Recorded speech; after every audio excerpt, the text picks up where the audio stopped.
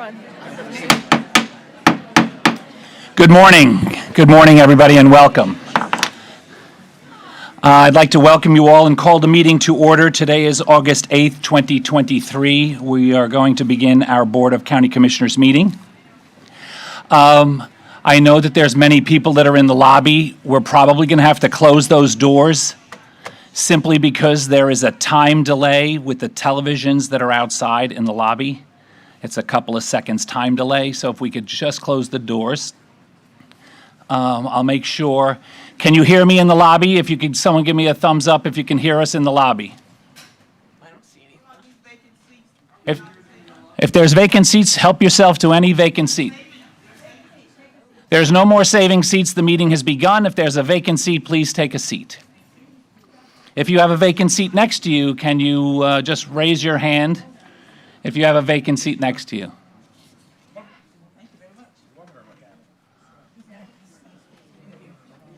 I appreciate that you're all here. We're going to work our way through this early morning agenda items quickly.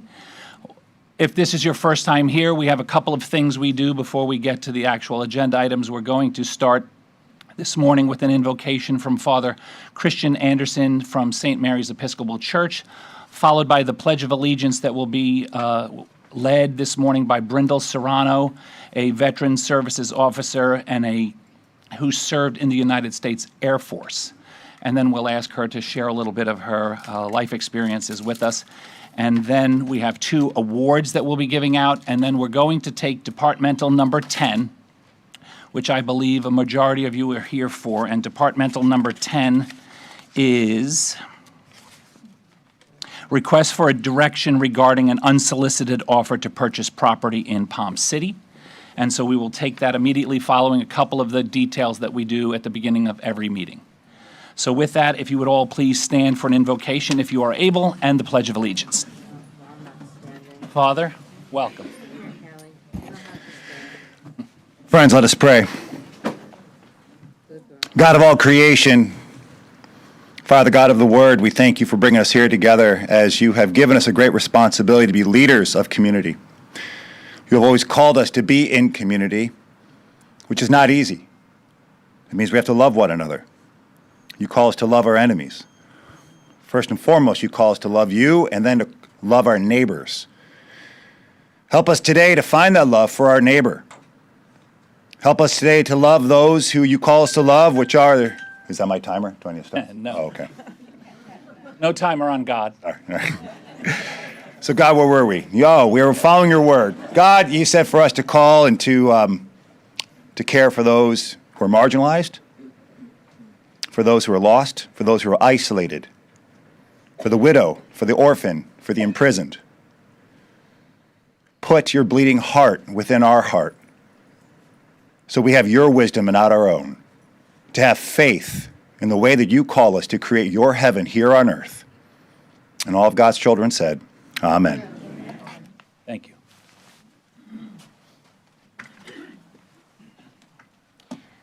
I pledge allegiance to the flag of the United States of America, to the republic for which it stands, one nation, under God, indivisible, with liberty and justice for all.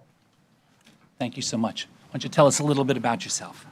My name is Brindle Serrano. I proudly served Speak right into the mic. Okay, sorry. My name is Brindle Serrano. I proudly served in the United States Air Force as a histopathology technician. During my service, I had the honor and privilege of laying those who made the ultimate sacrifice to rest. Memorial Day has never been the same.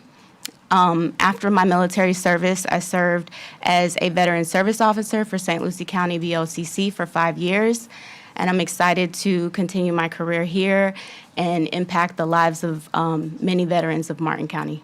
Thank you so much, and we appreciate your service then and now.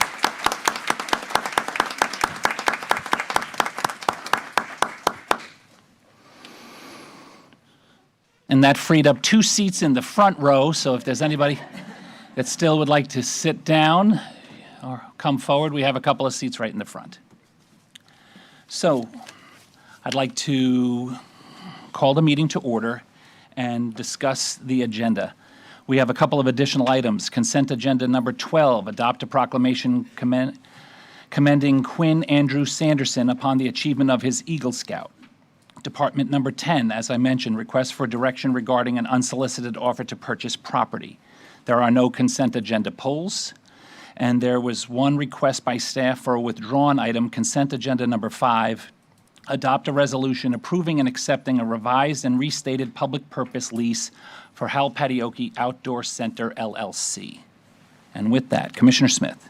I move approval of the agenda, consent agenda, with the 2 additional items of consent item 12 and 10, and the request withdrawal of item consent number 5.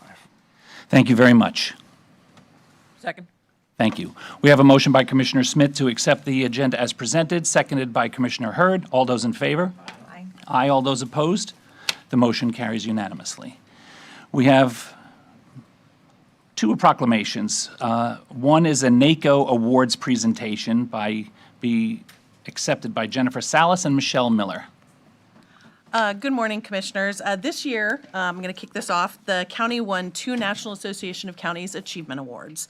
The Martin County Library System won for outreach to underserved communities, and the Office of Human Services won for the Martin County Community Action Coalition, or MCAC, prevention outreach. So today we have Library Director Jennifer Salas here with her team, and as well as Human Services Administrator Michelle Miller will go second, and they'll share a bit about their awards and the programs that garnered this recognition. Thank you. Ms. Salas, good morning and welcome. Good morning. Jen Salas, Library Director. Good morning, Commissioners. Before I talk just very briefly about the programs that make up this award, I wanted to introduce some of the library staff that made this award possible. So we have Becky Shielk, our Family Literacy Outreach Specialist, Ricky Donnelly, our Electronic Resources Coordinator, Darlene Encomio, our Literacy Education and Outreach Manager, and Richard Riley, our Deputy Library Director. Somebody came in right behind you. We have Lacey Latour, our Teen Library Specialist. So these amazing staff are the ones that really should be given credit for this award. I simply helped support them. But some of the programs that were part of this were our barbershop books, where we bring books and literacy to local barbershops in our community, teach the barbers about literacy, and outfit them with libraries within their shops for local families. Our 1,000 Black Girl Books book clubs, which promote diverse authors in after-school centers in Indiantown, Hobestown, and East Stewart, and we encourage those girls to become leaders within their communities.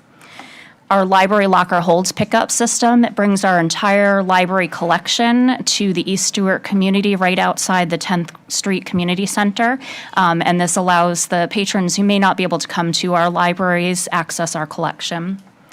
Our Teen Community of Service Award, this is a newer program that we have that we are able to give teens in our community volunteer hours when they don't have the transportation or time to come into our buildings to volunteer. So there's a focus each month that they get to do community service. They learn about different topics each month, and then they give back to the community by doing a service project.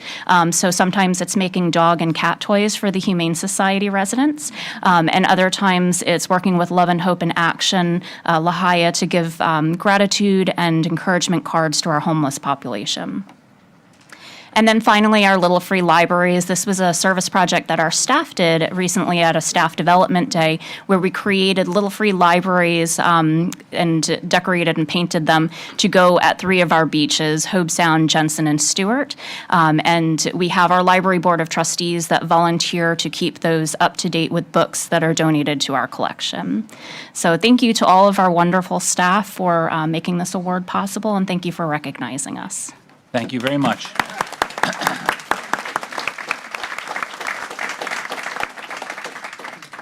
Next is Michelle Miller.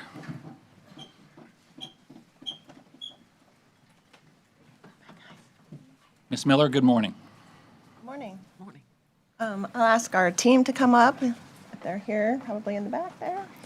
Good morning, Commissioners. Thank you for having us, and we're very honored to be here today to receive this NACO award and be recognized for the amazing work that this coalition does. So let me introduce our team. We have Joanna Green, she's our prevention supervisor. Mr.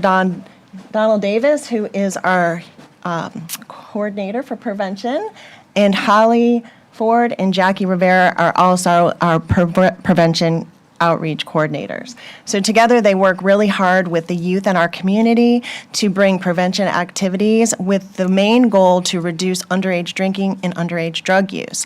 So we know that it's working because the data is showing that in our community specifically, the numbers of teens that are involved in those activities are reducing. We monitor that each year. And they do this in a variety of very innovative ways. So they go out into the community, they present their information to teens through their activities. So whether that's bowling or whether that's video games or whether that's just going out into the community and providing information at fairs and festivals on, the dangers, not only the dangers of underage drinking and drug use, but also there's other activities that are very pro-social and other things that you can do that are just as more entertaining and much more beneficial for your health.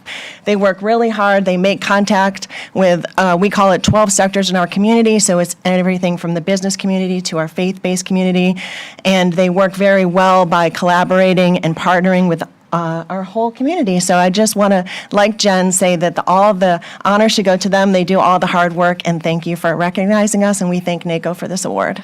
Thank you very much. We brought it with you just to show you the award. Proof. But There's we'll be hanging in our office if you want to come see it. Thank you very much. Appreciate that. Okay, let's get right into it. I know there's a tremendous amount of people that are standing in the lobby as well, so we'll move through the item quickly. We start now with request to speak. This is your opportunity to speak to us on an agenda item or on an item that is of concern to you. We allow each of our residents, no matter how many people are here or not, 3 minutes to speak. There are forms that the bailiff, who's right here in the front or in the back, that you could fill out, time's up.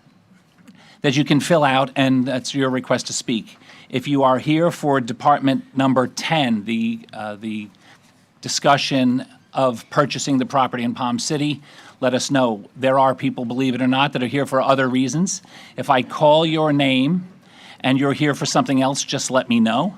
What we're going to do on a day like today, I'll call two names. I'll call the first name, and then perhaps I'll call the second name, which is sort of like the on deck. If the second person can come forward, it'll speed up the process of bringing people forward. If I call your name and you have decided that you've heard the people before you have said the same thing that you were going to, you can say, I agree, I disagree. You don't have to use your 3 minutes completely. We'd actually encourage you to make, as you can see how many people are here, to be concise. At the 2-minute and 45-second point, you're going to hear a tone when you come here to the front. That doesn't mean you have to stop. That means you have 15 seconds left, sort of finalize your thoughts so we don't just cut you off. Some people would like to speak longer than 3 minutes. Obviously, on a day like today, we're not going to allow that. It's not fair to the folks behind you. So if I call your name, like I said, and this is not your topic, just let me know. I will put your card aside. The final thing I would say is if you speak this morning during general public comment on an item that we're going to hear later, you do not get another opportunity to speak later at that point. So if you want to speak this morning, you can't have 2 bites of the apple. With that, we will start with I see her in the audience. She is one of our newest elected school board members, Miss Amy Pritchett, followed by Mr. Tom Pine. Ms. Pritchett, good morning and welcome. Good morning. Thank you.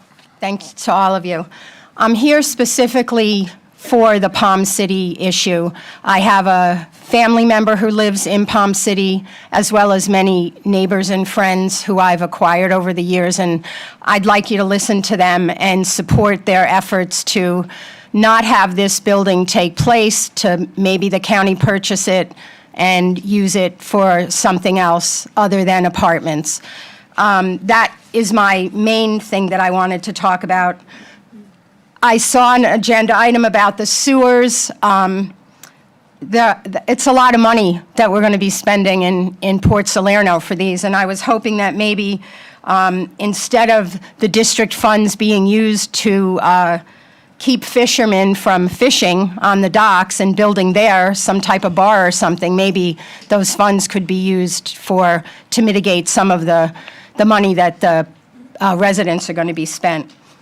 With the waste management issue, I see there's a 4% increase. I would ask that instead of doing it all at once, if we can't get rid of it entirely, is to put it over a couple of years. At the last time I was here speaking about that, one of the commissioners had suggested, instead of doing it all at once, maybe lay it out over a few years, because the sticker shock is, 4% may not seem a lot, but it is a lot to people on a fixed income. So I would ask that you do that. And my time is up. Thank you. Mr. Tom Pine is next, followed by Christina Ardigo.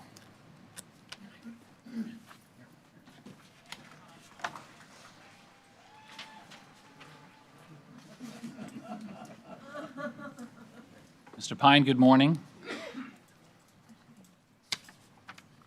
Good morning, Commissioners. My name's Tom Pine. I've lived in Martin County for over 50 years.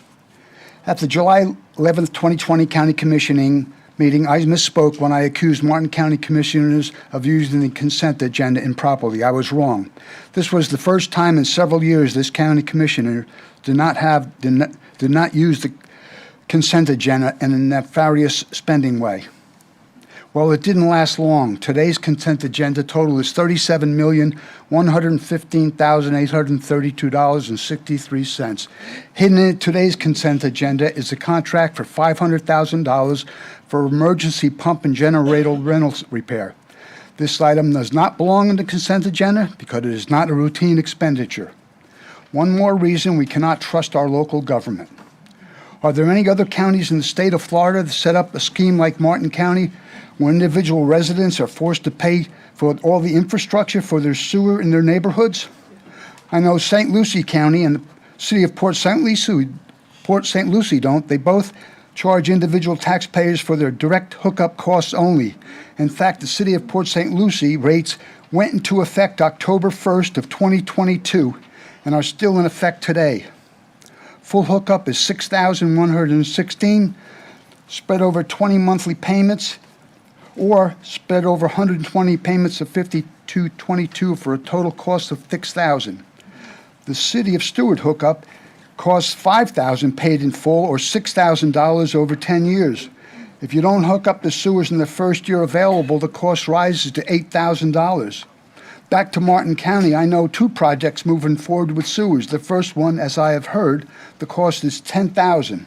The second one, Port Solano area, the cost is $9,877 paid up front, or paid over 20 years of $6,250 a year. Total cost $12,411,000.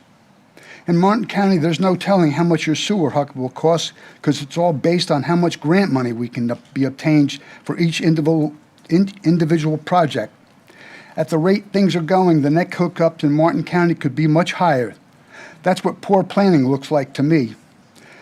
The millions and millions of our tax dollars that the majority of our county commissioners spent on their dreams and wishes had nothing to do with government operations should have been used for things like sewer infrastructure or a fire training facility. Instead, it was stolen to fill these dreams and wishes on the taxpayer's back.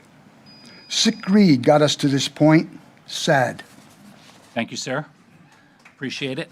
Our next request to speak form is, hello. And following you is going to be Andrea Dixon. Good morning and welcome. Good morning, Commissioners. My name is Christina Ardigo, and I've lived in Martin County my whole life, 53 years. I'm 6 generations of the Treasure Coast. I bought my commercial and residential property on Salerno Road because I loved the CRA plans for the historic Port Salerno that the community came together to help design. Residents of Port Salerno committed to protecting the heritage and uniqueness of our small fishing community. Residents have circulated petitions which have been signed by more than 440 plus for the CRA development, as well as 700 plus for the docks of Port Salerno the residents and supporters have distributed. I will have more in the next 2 weeks. I have uploaded these, and I did send these an email to you guys yesterday. The community stands by our commercial fishermen and the dock authority, which is the lifeblood for many in this community. They are an important economic engine for this area and only deserve our respect and our thanks. It is only the commercial docks on the Treasure Coast. The community is concerned about the attempts of James Corey Crowley to overturn the long-established CRA, which is a vision by our community and this community and that guides any development which takes place here. The community is not in line with Corey. He wants to change the plans on this view, as we as a community are aware of him trying to get taxpayer dollars of Martin County residents for his vision outside of the CRA. Protecting unique character and heritage of our community in the commercial fishing industry is important to our community, as well as staying in line with the CRA plans that were developed by the community. Thank you. Thank you very And much. I also have the copies I emailed you guys. Can I leave these with you? Not copies, but the originals. And I have more coming. Gentleman right there. Thank you. Thank you, ma'am. Our next request is Andrea Dixon. Ms. Dixon, are you fine with general comment now? Oh, I've got general comments about my own issues. Okay, thank you. And you're going to be followed by Chandler Josie. To do any of that. Good morning. Good morning. I live in Mars Hill, community of Jensen Beach, on the northern end of Martin County. Doug Smith is my county representative. And I've had this conversation with him, but I'm bringing it to you because I've sent emails, and I'm so sick and tired of driving along Savannah Road, and the homeowners on Barbara Drive, Cherry Drive, and Highline Drive use the easement to dump their yard debris over their privacy fence, and we have to look at it.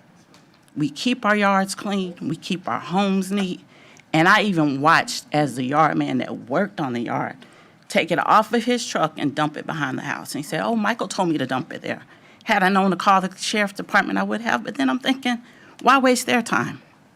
Waste management is not gonna pick it up, but y'all wanna do a 4% increase on our garbage bills for stuff that they're dumping behind their yards, and they're paying somebody that they don't want to pay them to take it to the dump. I'm tired of it. I sent an email, I included pictures. I'm gonna give you the pictures that I took. It was on July 24th. And it's all of them along that way. If you drive through there, you won't want to look at that on your way home. Our neighborhood is clean. It's old and new houses. My home is 63 years old. There are new homes coming in the area. People drive through there to get to Indian River Drive to get to St. Lucie County. That's kind of slowed down because 25 miles an hour on Indian River Drive going into Fort Pierce. Thank you, Department of Transportation, for that. But it's a beautiful neighborhood, and it's being,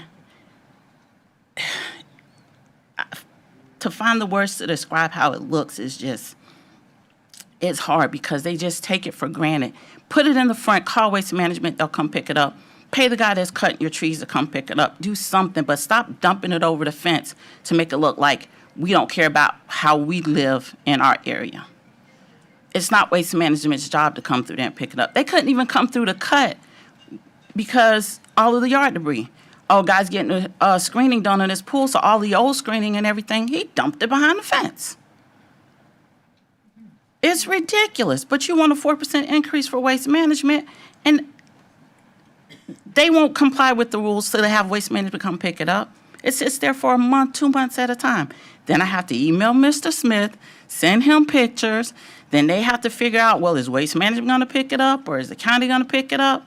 It's time to have all of those homeowners on Barbara, Highline, and Cherry Drive learn what the rules are. Put it in the front, or pay the guy that's cutting your trees to take it with them when he leaves. Thank you, ma'am. We hear you.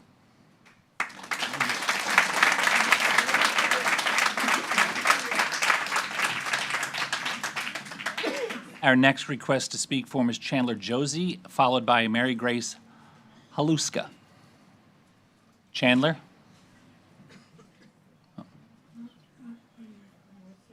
Sir, good morning. Mary Grace, if you could come forward, we have a couple of empty seats we're going to maintain here so that the next person can come up. Sir, good morning. Good morning. I'm speaking on behalf of the Port Salerno New Monrovia Wastewater Assessment. Thank you, Commissioners, for all that you do for our community. There are times when concerns outweigh compliments, It is worth mentioning that though the balance of both can teeter either way at any given time, as a member of the community, I do respect and appreciate the tremendous weight that you bear on behalf of all that you represent. This prepared statement may be categorized as a concern, but it is also a compliment because of the faith I have that you will consider our voices on this matter. My neighbors and I have articulated our concerns not for the project, but the expense of the project. We understood the need for the improvement. As a matter of fact, we welcome the improvement. We understand the urgency of the improvement as well. The major concern is the homeowner's financial responsibility for the project. Many in our community are decades-old, multi-generational, debt-free homeowners that have contributed faithfully to this county for years and are now enjoying the well-deserved retirement with a fixed income. Homeowners, debt-free, community pillar homeowners. In our community, if one is having difficulty, we are all having difficulty. And that is our shared concern about the affordability and proposed tax lien assessment associated with this project. The major issues are funds and time. It is my understanding that there are additional funds that are available for consideration that will help defray the previously communicated per homeowner assessment. It is these additional funds we ask for you as our representatives to consider the inquiry that has already been researched and confirmed as available for this project and make them applicable to this project. The funds have been located. The points of contact have been established. It is only a matter of a local government official applying for the said funds. Why not use what is available if it is available? If time is the issue, is it not worth the consideration if it is for the betterment of your constituents, those that you represent? If time is the issue, then I ask, why wasn't more time given between notification of the funding proposal and the consideration of the homeowner's obligation that has frantically rallied our neighbors to work within an abbreviated time to plead in the voice of our community for reconsideration and additional funding? If time is the issue, why was there not more time allotted to seek additional funds? The improvement to my property that I cannot afford is not an improvement to my property. It is only an enhancement to the county. Martin County is growing. This is understood. We want to be a part of the growth, not just lost in the overgrowth. Thank you. Thank you, sir.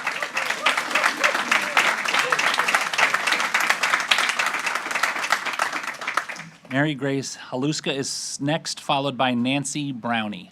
And Nancy, if you were here, we have a seat in the front to make it easier for the transition. Miss, good morning and welcome. Good morning. I really don't have anything that I usually speak from my heart, so excuse me. So my name is Mary Grace Haluska, and I'm a lifelong multi-generational resident of Port Salerno. I went to Port Salerno Elementary with Miss Brogan was my vice principal, so my family has been here a very long time. I'm very distraught by what's going on currently in Port Salerno. First, I have to say, though, thank you for the people who on the board who have helped with the Wojciech Park improvements. We really appreciate that. But currently, there is workings that are happening where we have a process with an NAC and a CRA, and that's being circumvented by a certain person and being allowed by the commissioner. I find it completely inappropriate that there was a special meeting that was held in a public place, but it wasn't publicly announced. And our commissioner was there, and it was specifically geared towards this gentleman, Corey Crowley. None of the residents who were speaking or who have spoke were made aware of this. I was only made aware of it in the morning, and I'm a working person, and I still made sure to show up to let the rest of my neighbors know what was going on. Port Salerno is small, but we are a community. We all love each other. I grew up with all of these people who were here speaking today, and we deeply, deeply care, and it seems like our concerns are being heard on deaf ears, and it's super frustrating. I don't know what else to do except keep showing up and keep writing emails, and that's what we're going to do. But I appreciate you all very much, and I look forward to working and making Port Salerno better. So thank you guys so much. Thank you, ma'am. Our next speaker is Nancy Brownie, followed by Miss Carmenini. Good morning. Good morning. My name's Nancy Brownie. I thank you for the time today. I'm here today as a concerned citizen of Port Salerno.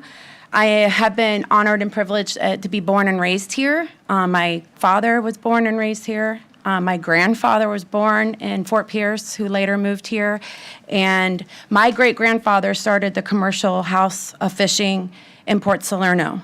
I'm here today and praying, and I know they're smiling down from above, and it's not us against you. We want to come together and work. We know growth is inevitable, but the way we grow is we want to take care of our Port Salerno citizens first. We would like funds that have been fighting for the last 3 years to go to them before we start worrying about parking for development who a man who does not really care about the fisherman's town. So I ask that, as I'm here, that we do not allow or agree with Crawley and everything he's supporting and what Commissioner Hurd is signing up for. We do support the commercial fishermen, and we also, the sewer project, the people need financially the money not to be overlooked for the basic needs of our local citizens. So I thank you for your time, and I ask that you prayerfully consider what you're doing with this town and what you will be known for, saving our town or ruining it. Thank you. Thank you.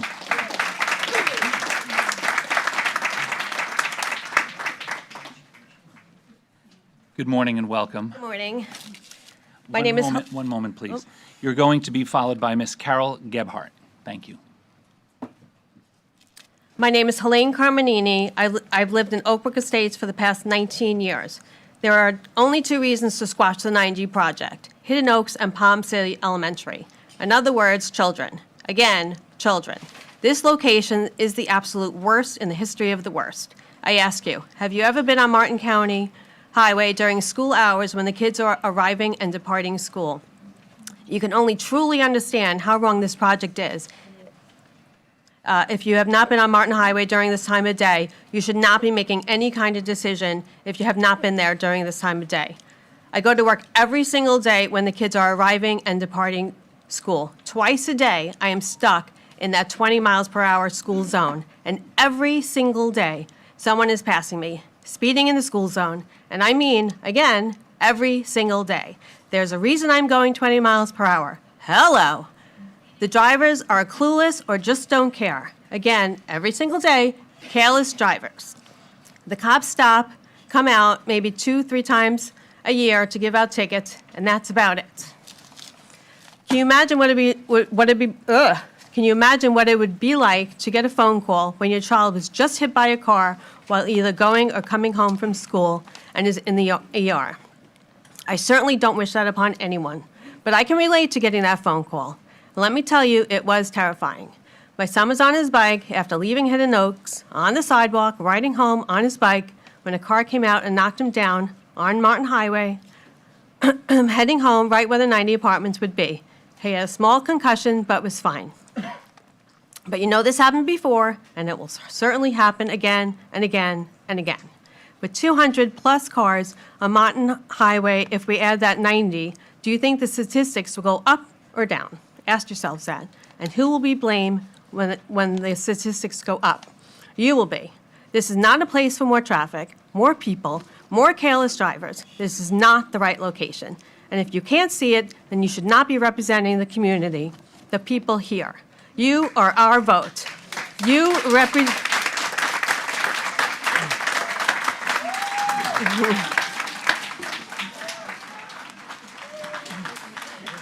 and delay from outside.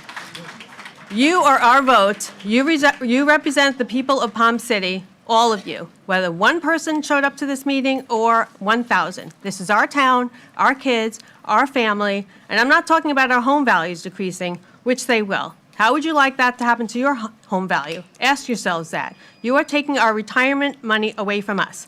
What gives you that right? But I am here to talk about the safety of our children, our future, and doing whatever it takes to make these kids have a future. The project will be beyond a dangerous situation. I went around discussing... Ma'am, your time is up. Thank you, ma'am. Can you leave?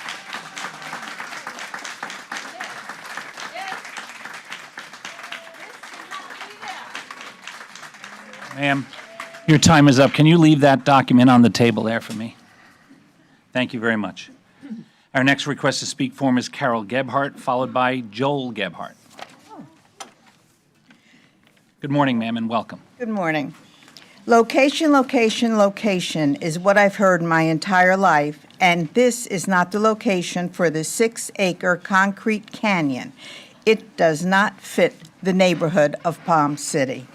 Martin Highway is a traffic nightmare and speedway. Few obey the 20-mile-per-hour school zone or the 35-mile-an-hour road speed. I've talked with the Sheriff's Department, and while many agree with me about these apartments, their response is, we enforce the rules.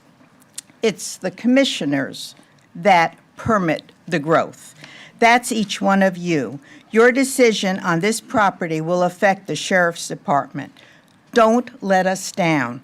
Purchase this property for us. The developer claims this is a 3-story apartment, but by time he puts his architectural design to the roof, it will be 4 stories. The reason I say this is because at the first meeting, he mentioned how the roof line where Hurricanes is, just to the west, has architectural peaks, which makes the roof line look higher. And this is why he feels he can build up to 3 stories. Then, by time he puts his 3 stories and his architectural on it, it will be now 4 stories. Commissioners, be careful. Don't trust his plans. No apartments ever. Purchase this property for us. Another major issue, flooding. Previous commissioners had foresight by the way they put in developments along Martin Highway from Palm City School Avenue east to the Veterans Bridge.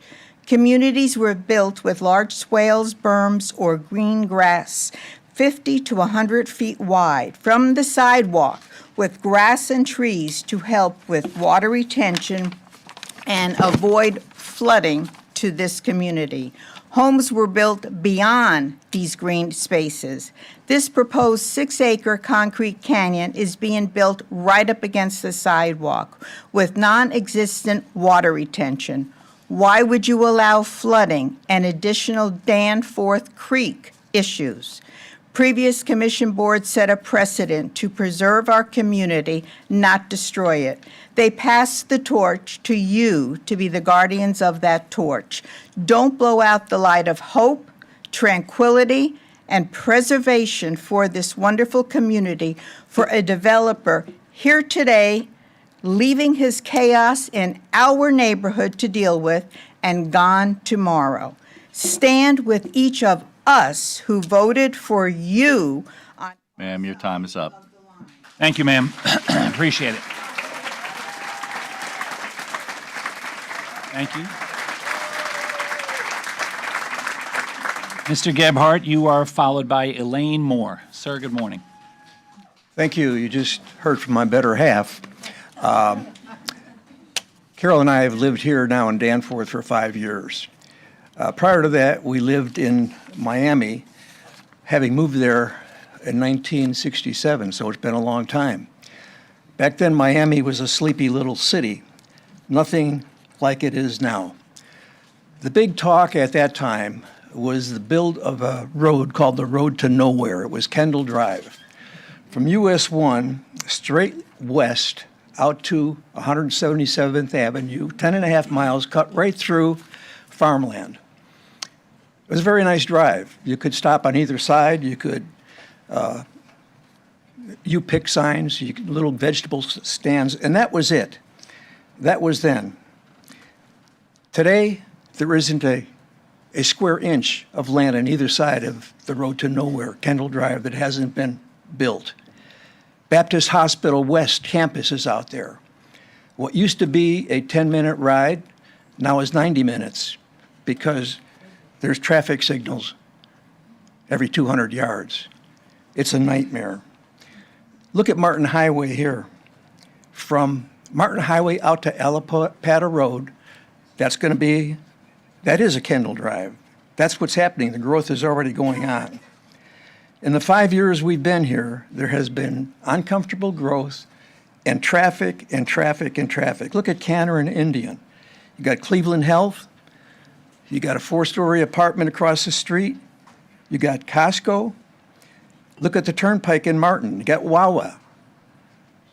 Tractor Supply, other stores coming in. These are all projects that have been approved by commissioners. Martin Highway to Map Road. For sale signs, sold signs, build to suit. It's becoming a nightmare. Look at Monterey Road. It's not just traffic during the snowbird season. It's year-round now. Across from Danforth, there's an environmentally sensitive piece of property. It's our buffer from flooding. This is a desirable city in which to live.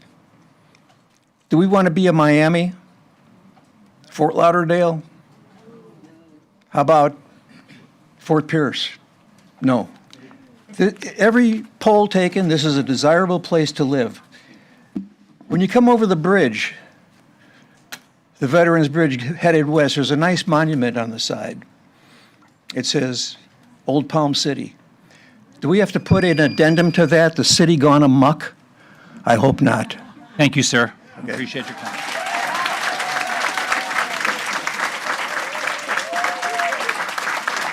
Miss Elaine Moore is followed by Missy Campbell. Good morning. I'm Elaine Moore, Martin County resident. Graduated Martin County High School. My mother was born here, graduated from Stewart High School. I'm here to speak on behalf of the fishermen in Port Salerno, who I support 100%. I would like to know why our NAC spent 6 or 7 years working on a project for us that was shot down by one person. I have a paragraph here I'd like to read in a letter that I take exception with that was written by Corey Crowley. There is rampant drug and alcohol use amongst the fishermen on the docks, but I believe the residents in the community are willing to look past this as they are in fact fishermen. So let's be honest, it's not unexpected, though it is expressly prohibited in their lease as well. Do you guys realize that there's a boardwalk that walks through our fishing area? It starts at the bar, Pirates Loft. It ends at the south end of our platform down there. People stop there and drink, smoke their dope before they go on the road, going to the next bar. It's not all fishermen. I take exception to this paragraph. My guys work hard. They go to work. They come home. If they drink a beer on their boat, that's up to them. It's not illegal. We don't wear badges. We don't enforce the law, but we don't put up with their crap. And all I want to say is I'm in favor of the fishermen and not in favor of any of the rumors I'm hearing about development in Port Salerno. Thank you. Thank you, ma'am. Missy Campbell is next, followed by Mona Salisbury. Missy Campbell, I'll put you aside. Miss Mona Salisbury is going to be followed by Christy Leon. That's Lion. Lyon, I apologize. Okay. Ma'am, welcome. Thank you. Good morning, and thank you for hearing us. I'm Mona Salisbury, and this is my granddaughter, Charlotte. She's the baby of 3. We live in Palm City and have been here for over 20 years. My daughter and her beautiful family followed us and live in Danforth. I have had the pleasure of walking the grandchildren to school and driving them. And with the new school, the traffic pattern is very different and rather dangerous. I have waited in line on Martin Highway to turn left in, and I've seen the traffic reduced to 1 lane at drop-off and pickup time heading east. That is very dangerous at 20 miles an hour. It is very difficult for residents, and if you add additional housing in Palm City at the corner of Schoolhouse Lane and Martin Highway, I fear for their safety. Even now, I have been very concerned about the safety of the children who ride their bikes, who walk, who use scooters, and all sorts of other devices. It really is rather dangerous, and adding 90 units and 90 cars will make it much more so dangerous. So please help us preserve Palm City and help the future Palm City resident who will be going to school there too. Thank you so much for your consideration. Please, commissioners, for Bunny's sake, buy the property. Thank you.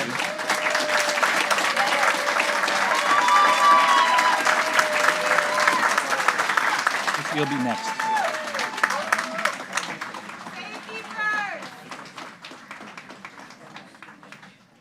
Ma'am, good morning.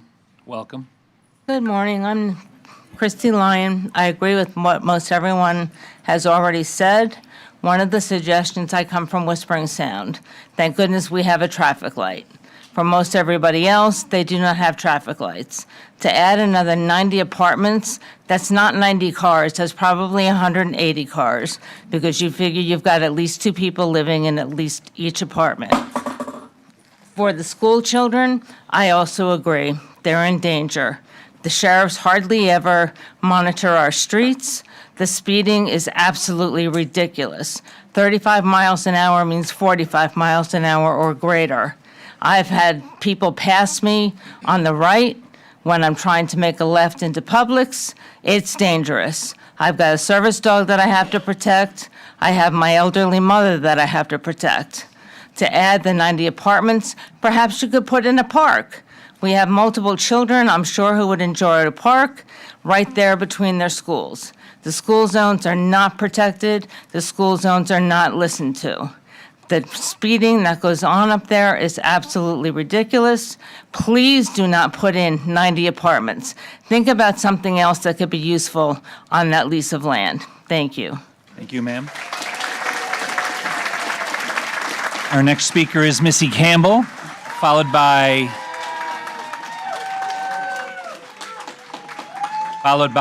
Miss Diane Bates. Good morning. Good morning. Good morning. I'm Missy Campbell. I'm a Palm City resident and a concerned citizen of Martin County for 49 years. I would like to discuss the property on the corner of Martin Highway and Palm City School Avenue. Currently, this very small piece of land has a proposed 90-unit apartment complex slated to be built. It's very concerning to many Palm City residents due to the proximity to Palm City Elementary and Hidden Oaks Middle School. I personally have participated in a couple of housing solutions summits. And we all know that there is a huge need for workforce housing in Martin County and in Palm City. The problem is these apartments are not affordable or accessible. They're beautiful and very high-end. I wouldn't be able to afford to live there. And the parking area will exit directly onto Newberry Court. This means that cars would be traveling across the sidewalk where our children are riding their bikes, scooters, and walking to school at Hidden Oaks and at Palm City Elementary. The intersection of Palm City Elementary School Avenue and Martin Highway is adjacent to this piece of property, and it serves as the main entrance to the new building for Palm City Elementary.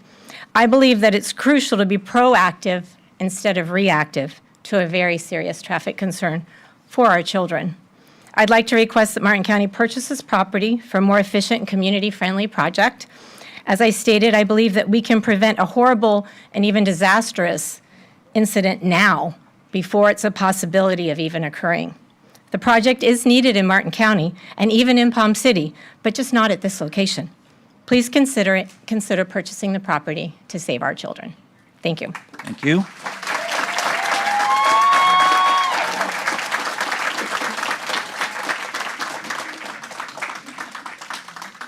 Ladies and gentlemen, if you're outside and you'd like to sit down, we do have a couple of seats here in the front for 2 or 3 seats if someone would like to come in. Ms. Bates, good morning. You are followed by Mr. David Gonzalez. I'm Diane Bates. I'm a 21-year resident of Palm City. I'm here to talk about the apartments like everyone else. My concerns are many, but I think first and foremost, 90 units is easily 180 people, maybe 180 cars. There are 123 parking spots that are allotted for these apartments. Where is everyone going to park? There's no street parking. Are they going to spill over into the new Palm City Elementary?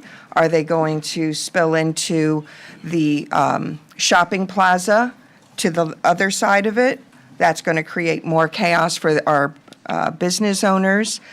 As they try to exit these apartments, there's not a light. There's a light at Berry Avenue, and there's a light at Palm City Elementary, Danforth. So they will cut across Martin Highway as the Palm City car line backs up onto Martin Highway. Kids are walking, biking, scootering. So as they're trying to come across, what is the answer? You can't put another 200 cars on that road at that time of the day. People need to go to work. This is what's going to happen. I invite you to come out. I am happy to meet you there, and we can watch it when school starts. You would be surprised how many cars travel on that road.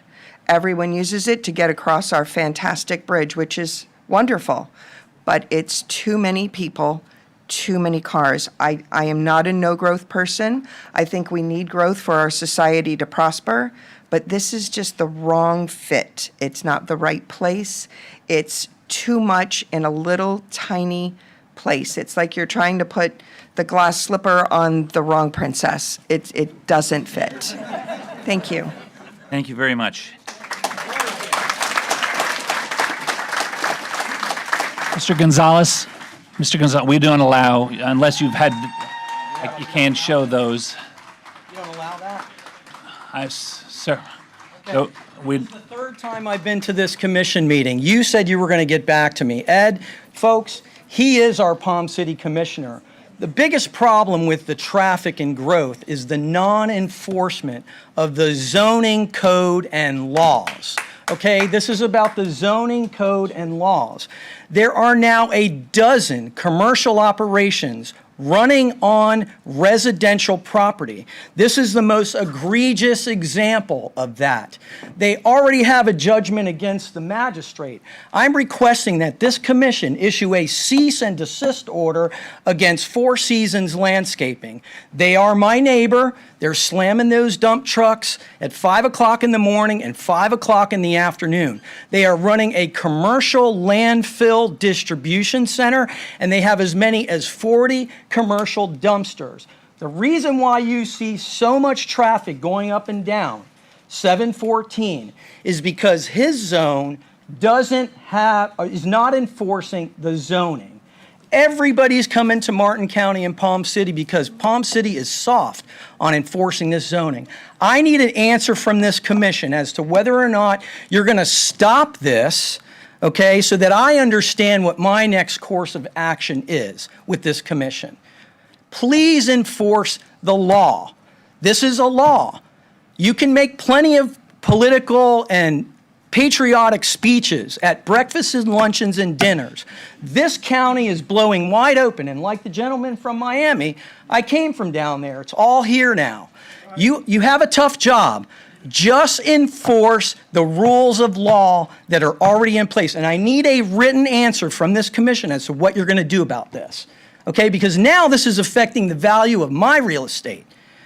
All right, I've already had several buyers on my property that want to know what the hell is going on here.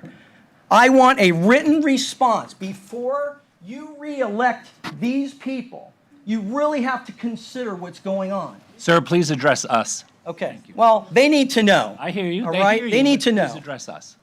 Ed, this is your turf. This is insane, what's going on. And nobody has addressed it, and you're well aware of it. And Stacy, I was really nice. You told me you were going to call me back. I haven't heard anything. You know who the players are. It's not a good political potato for you, but it's the right thing to do. So bring your economic council together and come up with a solution to address the exploding commercial operations that are taking place on residential properties.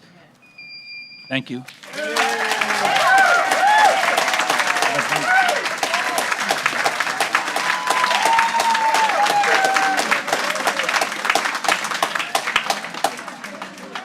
Our next request to speak form is Robert Schaefer, followed by Chuck Smith. Robert, here he is. Hello, sir. Right in the front, followed by Chuck Smith. Good morning. I'm not going to repeat everything that everybody said about the 90 apartment units. I've been a voter and a member of this community for 17 years. And my wife is a teacher at Hidden Oaks, and I've not been to any of these type of meetings before, but I can tell you that the conversation in our community is strongly against the development of that land for 90 apartment buildings. We do strongly support anything else whether it's a water retention pond, a park. But the voters of our community do not support this, and I can speak for the teachers, the firefighters, the lawyers, and everybody else in our neighborhood and neighborhoods, that we do not support this for all the reasons already mentioned. And that's all I got to say. Thank you. Thank you very much.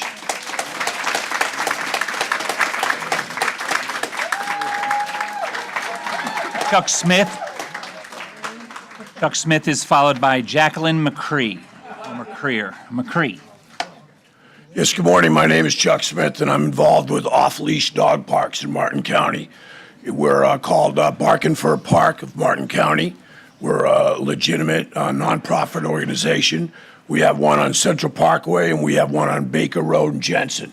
And it's our goal to have these particular parks all around Martin County, and they are free to all the people that use it. What we'd like to say is that the piece of land in Palm City that we're all talking about, we'd love to be involved with that and be part of that for our off-leash dog park. We have quite a bit of money stashed away that we've been raising over the last 10 years for a cause like this, and we would appreciate the opportunity. We've worked with Teacher Lisi, Haddock, Campy again, and we would really, really like to enjoy being part of this. Thank you very much. Thank you, Chuck. Ms. McCree, you're next, followed by Samantha Frazier. Good morning and welcome. Hi, Jackie McCree. I live in Berry Grove in Palm City, so we all know what we're talking about here. I'm not going to go over the traffic is ridiculous. That's been brought in ad nauseum. Also, what is doing with all this building is that we're not able to support the schools. The schools are getting crowded. And one of the biggest things is the hospitals. I mean, has anybody tried to get an appointment at Cleveland Clinic? It's absurd because they don't have enough staff. They can't keep staff. So it's not just the traffic, which is horrendous. People running red lights, which is unbelievable. It's going to get worse on Thursday when the buses start running. You can't even travel from point A to point B without almost getting in an accident every 5 minutes. So between the pattern of the pattern of the roads, the school systems are going to be ridiculous, and getting teachers, and the hospital is nothing. The infrastructure that we have in place is not being supported by any of these things, and we are just. I don't think anybody wants to be another Broward County. I know I don't. This is not why I live here. I've lived in Martin County a long time. Nobody wants it. So stop. Just stop. Do what we hired you for, because I know this sounds rough, but we voted you in and we can vote you out. So stick with us. Stick with us. Thank you very much. Our next speaker is Samantha Frazier, followed by Mr. George Sanders. Ma'am, good morning and welcome. Good morning, everybody. My name is Samantha Posnack Frazier. I've been a resident of Martin County for about a decade. I left Palm Beach County because I love the appeal of Martin County, and I am frankly appalled at the 90 apartment buildings that are being proposed to be put into our small town. I have a lot of the same feelings as everybody who spoke before me and everybody who's currently sitting and standing behind me. People have power. You know how we feel. We oppose this. Give back to the community. Put in a park. Put in a splash pad. Give the kids who are walking to school a safe place to play and hang out. Value their safety. If one of your children got hit by a car, how would you feel? Could I call you up if my child got hit by a car and have you come and cover my medical bills because you put in a 90 apartment building? There's too many cars already as it is. And also, one of my neighbors who's outside, who didn't have the time to speak, she also brought up a great point. Are you going to increase funding to the schools for the additional children? What about for additional crossing guards, additional safety at the schools? Public schools are always at risk. You guys know what the right decision is. I'm looking at each and every one of you, so do the right thing. Thank you. Thank you, ma'am. George Sanders is our next speaker, followed by Katie LeMay.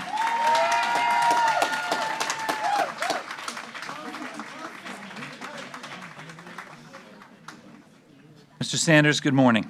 Good morning to all of you. Quite the turnout, huh? My name is George Sanders, and I'm speaking to you as the president of the Palm City Elementary PTA.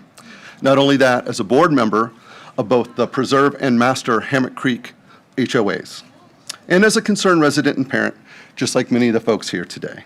Thank you for hearing us on this important matter. It will be brief. The development of 90 apartment units in its currently planned location is a bad fit for Palm City. Martin Highway between Newberry Road and Palm City School Ave is heavily traveled for our children at not one, but two of our awesome public schools. The front entrances of the apartments are projected to abut Palm City School Ave and Martin Highway with little to no buffer.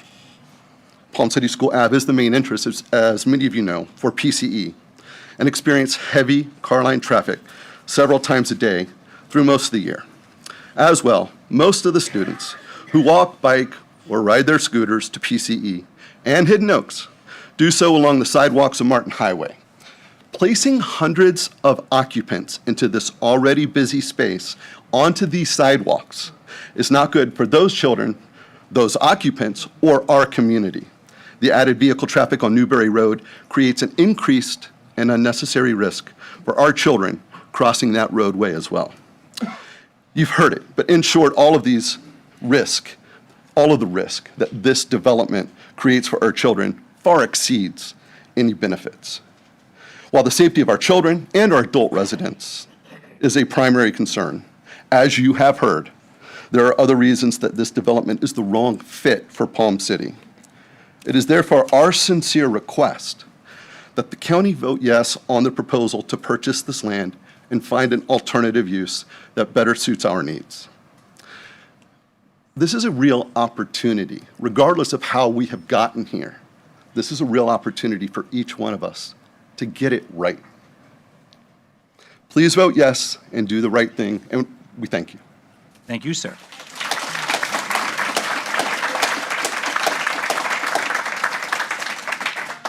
Miss Katie LeMay is next, followed by Fran Kaminsky. Miss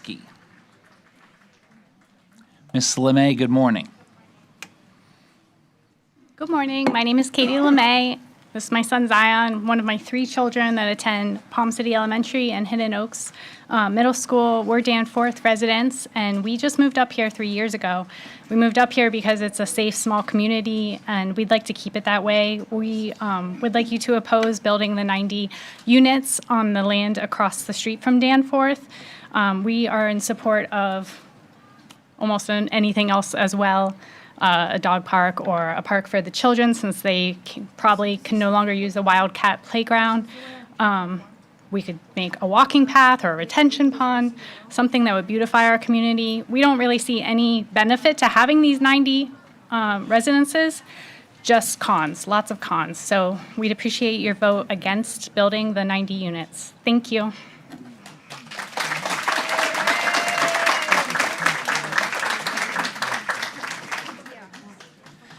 Okay. Thank you. One second, sir. You are going to be followed by Kerry Slazak. Hi, my name is Frank Komsky. I live in Danforth. I have one child. We drive to school on our bikes and skateboards and things like that. We go across Martin Highway. I don't know if you guys have looked at it lately, but there are people that run the red lights. There are people that speed. There's already been people hit in that crosswalk, which is amazing. I was coming back from school, looking down the sidewalk. I saw a woman get hit by, she was on a bike, she got hit by a car coming out of another driveway just down the street. There are constantly people running the red light, even with traffic people there. Traffic guards are there. They're holding up their stop things, and people are going around them. And that's even coming out of Danforth, okay? The light that is there, it lets people in Danforth have the illusion that they can go to the left even when people are in the crosswalk. I have been missed by cars by feet doing 30 miles an hour, okay? This is the problem. A lot of people use their bikes and their scooters to get there, and that helps reduce the traffic. So you should be thankful that we're there, okay? We are going to get somebody killed, and that's just not hyperbole, okay? And I know people like to use their kids as props these days. This is real because I've almost been killed on that road. You put that apartment there, I don't know how they're even going to get out. I really don't, because it's going to be completely blocked. Go there on a rain day. That's the gem. Do your traffic study on a rain day, and you'll see that Martin Highway is completely blocked. So I don't even know. I don't know when you did your traffic study, but it sure wasn't when the new school went up. Thank you. Thank you, sir.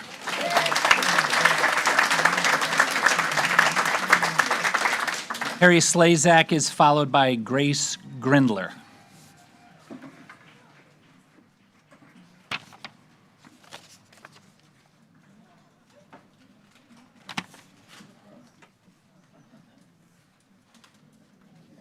Good morning. Brought the group with you. It took us a little bit to get here. I'm Corey Slazak. I have lived in Martin County for about 3 years now and just closed on my dream home in Danforth about a month ago. And then found out that this 90 unit was in the process and was super disappointed. So I think everyone has spoken and made some very valid points. So I just ask that you please don't allow the 90 units to go in and make me sad. That's basically it. My dream home would definitely no longer be my dream home. I moved from Palm Beach County. I know what the traffic can be like, so just please don't let that go in. Thank you. Miss Grace Grindler is followed by Moderna. What's your friend, Moderna? Redding. I apologize. Hard to read the handwriting. Is Grace Grindler? Come on up, Grace.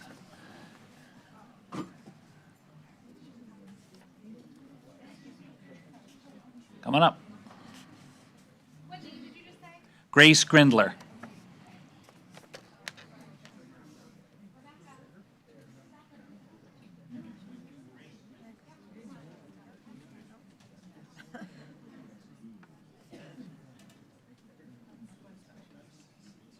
Yeah. We have about 6 seats in here, open seats. If anyone that's standing outside would like to sit down, in 7 seconds you're going to hear this, and you can come sit down inside. Hi there. My name's Grace Grindler. I'm a resident of Danforth. We moved here to the Treasure Coast, to Martin County, because we love this area for our children. We have 2 children, one who is at Palm City Elementary, one who's going to go to Palm City Elementary, one who's starting Hidden Oaks in the fall. We love the community because it's a pedestrian-friendly community where they can walk to school, they can ride their bicycles, and just since the moving of the new Palm City entrance to the elementary school recently, there's just been so much congestion coming out of our community. It's not the best crossing. They've added extra crossing guards, which has been wonderful. And we're afraid that with the new development, with the 90-unit building, it is just going to not be good for our children. And so we're begging you today to please say no to this development. You know, we would love a park or something, just not this. It's not a great fit. So we really appreciate your time, and we really hope that you say no to this. Thank you very much. Thank you. Dearna Redding. Medora, I apologize. I know you as Clay. I hear everyone call you Clay. Okay. Clay is very much easier. Followed by R.C. Harrell. How are you all? Morning. First and foremost, and there's so many things to address, it's not just the 90 unit. There is another problem that really doesn't have as much to do with you all, which is called SB 102. This is huge, and a lot of people are not aware that this was pushed through, I think it was early April, maybe somewhere in that time span. Affordable housing contract, where they will eventually take power out of the local people and the local commissioners. This is huge. Laws are made to be broken, challenged, or removed. That's number one. Number two, more? Yes, there will be more. There will be much higher taxes, many more accidents. Your already out-of-control homeowners will quadrupulate. So will accidents. We had 3 accidents with children on bikes. I live in Danforth, right across from this disaster proposed, and they were on bikes, I think it's Oak Ridge. Coming out of Oak Ridge and this apartment building, this would be such a mess that it is a fire hazard if there was an emergency called. And they have 6 acres of land, I think. How do they do I think it's a mandatory reservoir for water? Isn't that somewhere in there? So, all this being said, but also all of Martin County. It's fine for some progress, but it needs to make sense, and it needs to be channeled to each community solely. We don't just run in, or we wind up Port St. Lucie.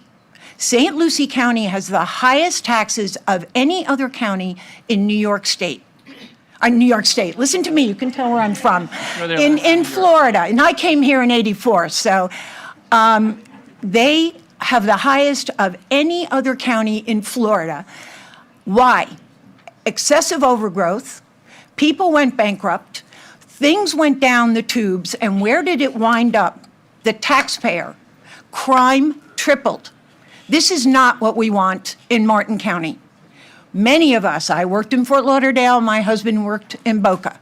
We drove 95 with profanity so that we could live in a beautiful area, that our children were safe, that our homes were safe. Every bit of money we put into it was building equity. This is what we stand by.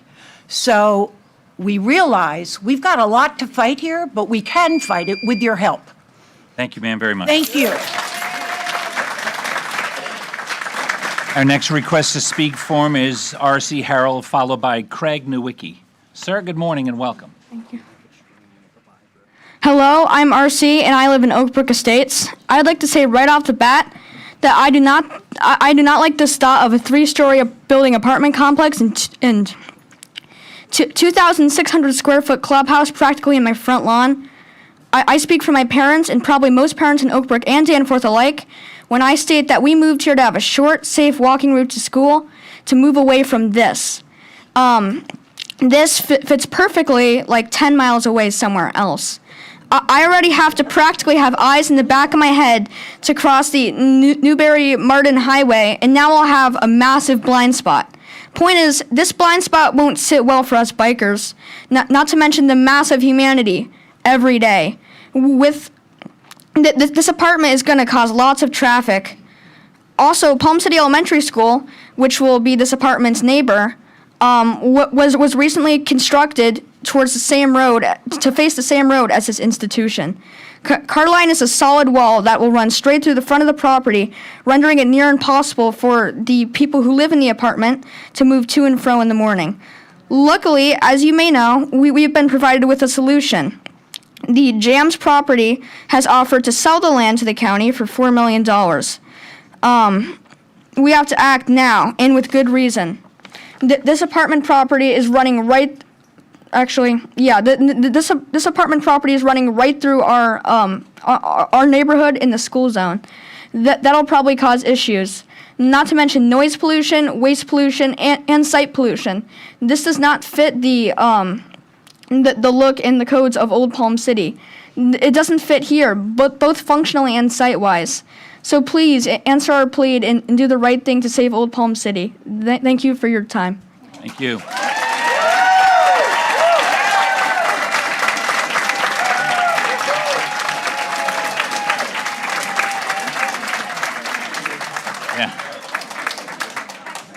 Ladies and gentlemen, that's the future of America right there. Craig, I do not envy you to follow him. You know what they say about following smart children, but do the best you can. I was just going to say that. I don't want to follow him. Yeah. My name's Craig Nowicki. I'm a Palm City resident. I live in Danforth. We are here to express our intense opposition to this terrible proposed project of 90 apartments on 4 acres of land, not 6 acres of land. The other two are a road and some brush on the other side. In addition to the hazards it will bring to our elementary and middle school kids, it will overcrowd an already too busy highway, lower our property values, and be a detriment to the environment. On top of all this, it does not fit. This doesn't fit. It doesn't look like anything else in Palm City. This eyesore and monstrosity would look nothing like anything else in the area. We believe in property rights, but we also believe the residents of Palm City should without a doubt have a say about what gets built in our town, Palm City. This disaster will be a big dump dropped right in the middle of our town, and we don't want it. What we do want is for the county to acquire this land at a very reasonable price.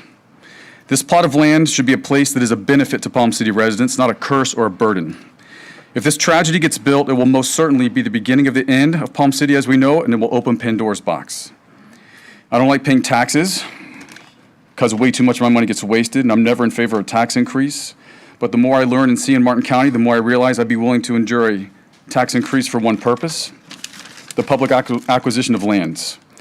We're aware that the county cannot purchase every last vacant parcel of land, but it can reinvest in its residents with our money by acquiring lands like this one, right in the middle of single-family residential communities and public schools to maintain the charm and feel of this unique county. If you're here and you're against these 90 apartments and you want this property acquired by the county, please stand up. If you're outside, please safely move towards the glass.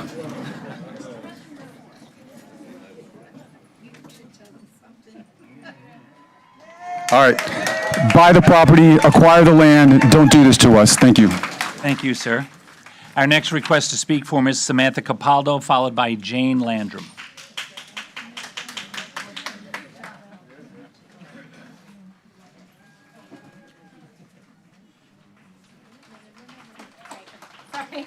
That's okay. Ms. Capaldo, welcome. You are followed by Ms. Jane Landrum.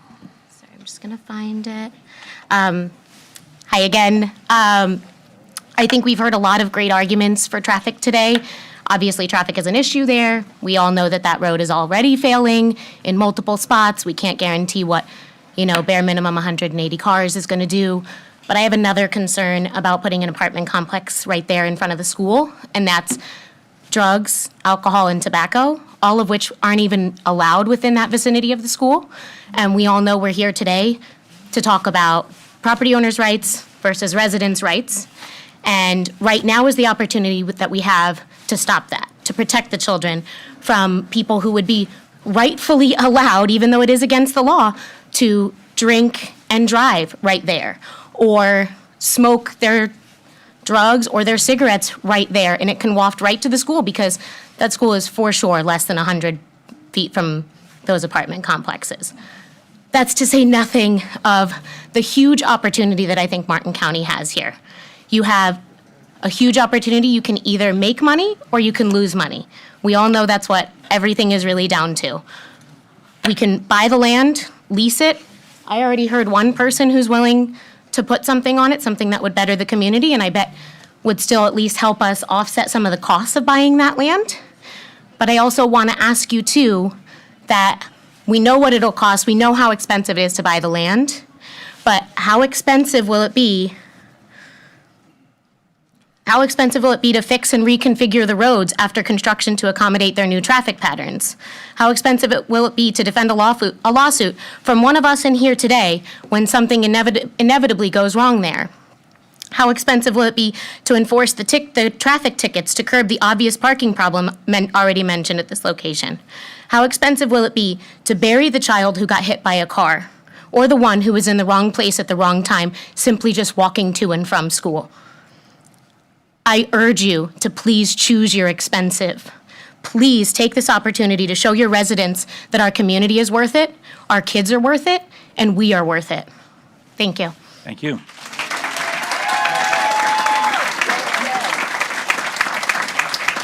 Ms. Landrum, good morning. One moment, please. Ladies and gentlemen, what we're going to do is I have 3 more requests to speak forms.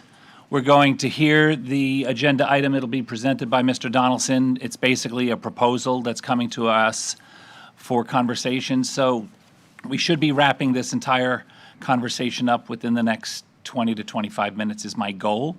We have 4 three more. After Ms. Landrum, we have three more requests to speak forms, and then the board will take it up as our action item. I understand. So that's the goal. Thank you. Ms. Landrum, please. You're followed by Gail Goldie. My name is Jane Landrum. I'm a Palm City resident, have been for some time. I'm active in the Old Palm City NAC. You've heard it all. I just want to stand in support of making sure that the project does not have approval from here. And I encourage anyone in the community sitting behind me. It's very important. You will know about some of these things coming down the pike if you do attend the NAC meetings. They're very informative for the whole surrounding areas. And thank you very much for your service and contemplation and your ear for listening to our residents. Palm City is a very, very special place. And I know I was told one time by somebody on this board that we can't afford to keep all green space. We can't afford that, but we have to try to keep as much as we can right now because it will be gone. And once everything is built out, that's going to be coming all along down Map Road, you're going to understand what congestion is. By letting developers just do what they can do, because that's the way the law is. Thank you very much. Thank you, ma'am. Our next request to speak form is Ms. Gail Goldie, followed by Mr. John McAuliffe. Good morning, ma'am. Good morning. Welcome. Gail Goldie, Stewart. First, I'd like to thank the Commission for all that you do that is in favor of our residents. And I want to applaud the Palm City residents who are showing up to oppose and offer their support for their land, for the purchase of this land. I'm not a Palm City resident, but I support their opposition. Palm City residents opposed the Costco, and there was no Costco. The City Commission disregarded the safety of the children at the high school. It's despicable that we're having that Costco go in there. It's not your decision, I understand that. But I think all of the residents who are here, and I thank them for showing up, and I hope that they will continue to show up, and not just for one special point that they're interested in. We're all residents of the county, whether you're a city resident or a county resident. And every piece of property and every decision that is made by the commissioners in the city and the county are important to each and every one of us. And I would like to also point out that, we have a lot of things going on. This is just not the first thing that is going to be coming before us with this SB 102. And I understand that the commissioners' hands are tied on a lot of issues. But we have a budget that is coming up, and that budget needs to be reviewed. And I hope that the residents take the time to review the budget because it affects each and every one of us. We all got, for the residents, we just got the assessment for the waste management, the additional 441 additional dollars. That to me is, you add that to your tax bill, your taxes are affected by that. I don't know where the people are going to come up with this that are on a limited income. So there's a lot going on, and I would really appreciate the residents showing up again. And thank you for the commissioners for listening to us. Thank you, ma'am. Our next request to speak form is John McAuliffe, and our final request to speak form, and that's not a push to have more people speak, is Miss Joanne Black. Mr. McAuliffe, you are recognized. Good morning, Commissioners. A lot of friendly faces today. So more projects and more developments should be part of our expectations. What makes Martin County unique is we usually make sure we have the right projects in the right places at the right times. 90 units, 15 feet off the road where 625 kids go to school is not one of those projects. We've heard from social media newsletters claiming those that are against three-story buildings inconsistent with the existing character of the area were NIMBYs. But I'd remind them that Palm City recently supported 4,200 homes in a beautifully designed Newfield community that was right in our backyard. That was the right project in the right spot at the right time. What we're contemplating today is cramming 90 units in a footprint of about 4 acres between a bunch of kids riding their bikes to school and the eco-sensitive Danforth Creek. That's what they do in Broward County. That's what they do in Palm Beach County. That's what they do in Dade County. That's not what we do here. This is the wrong project in the wrong place at the wrong time. To be fair, let's look at what works. Pick any well-planned residential area in Palm City. Whispering Sound, Hammock Creek, The Meadows, Monarch, Martin Downs Country Club, Pine Ridge Condos, Sawgrass Villas, Coquina Cove Apartments.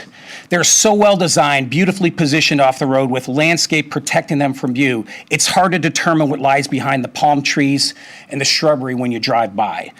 Those are the right projects in the right locations, built at the right time, and they're located throughout the entire county and part of what makes it so special to live here.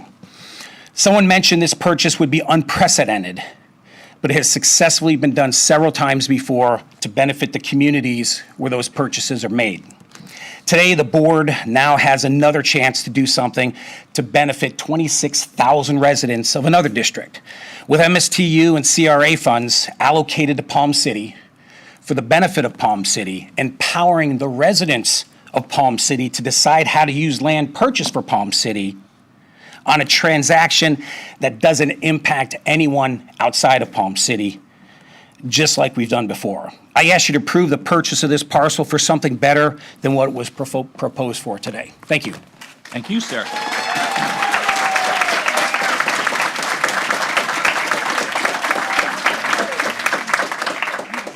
Ms. Joanne Black, you will be our last public speaker before we take the item up. Welcome. Hi, yes, my name is Joanne Black, and I live in the Evergreen Club. I've lived in there over 25 years. When I moved into the Evergreen Club, Becker Road was nothing but dirt. Nothing built there. Now it has turned into a small town, just on Becker Road. And they're still building, and they will continue to build, because that's what St. Lucie County wants to do. That is not what we want in Martin County. That is not what we want in Palm City.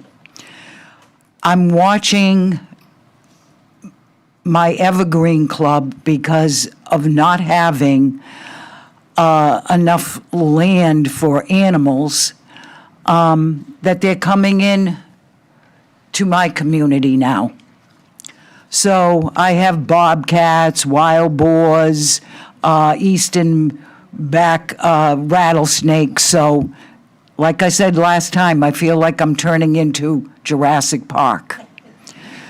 If you turn everything into concrete, there is no place for the animals to go. So they will go in your yard. They will attack your dog, your cat, your child, yourself going to get your mail. I've seen it. This is not wise. Now you're going to put apartment complex in a place that doesn't have room for this. You can't keep building and building and building, sorry to say, because Ron DeSantis thinks this is wonderful, to keep building up Florida. I believe in growth in the proper areas, but you keep putting things in the improper area. Why did I vote for each and every one of you several times? Because I felt each and every one of you heard us, listened to us. You made us feel comfortable voting for you. I don't want to get to a point that I feel I'm no longer heard in my own community. So I thank you for your time, and I hope you'll make the right decision and not let this go forward in building this complex on Martin Downs. Thank you. Thank you very much.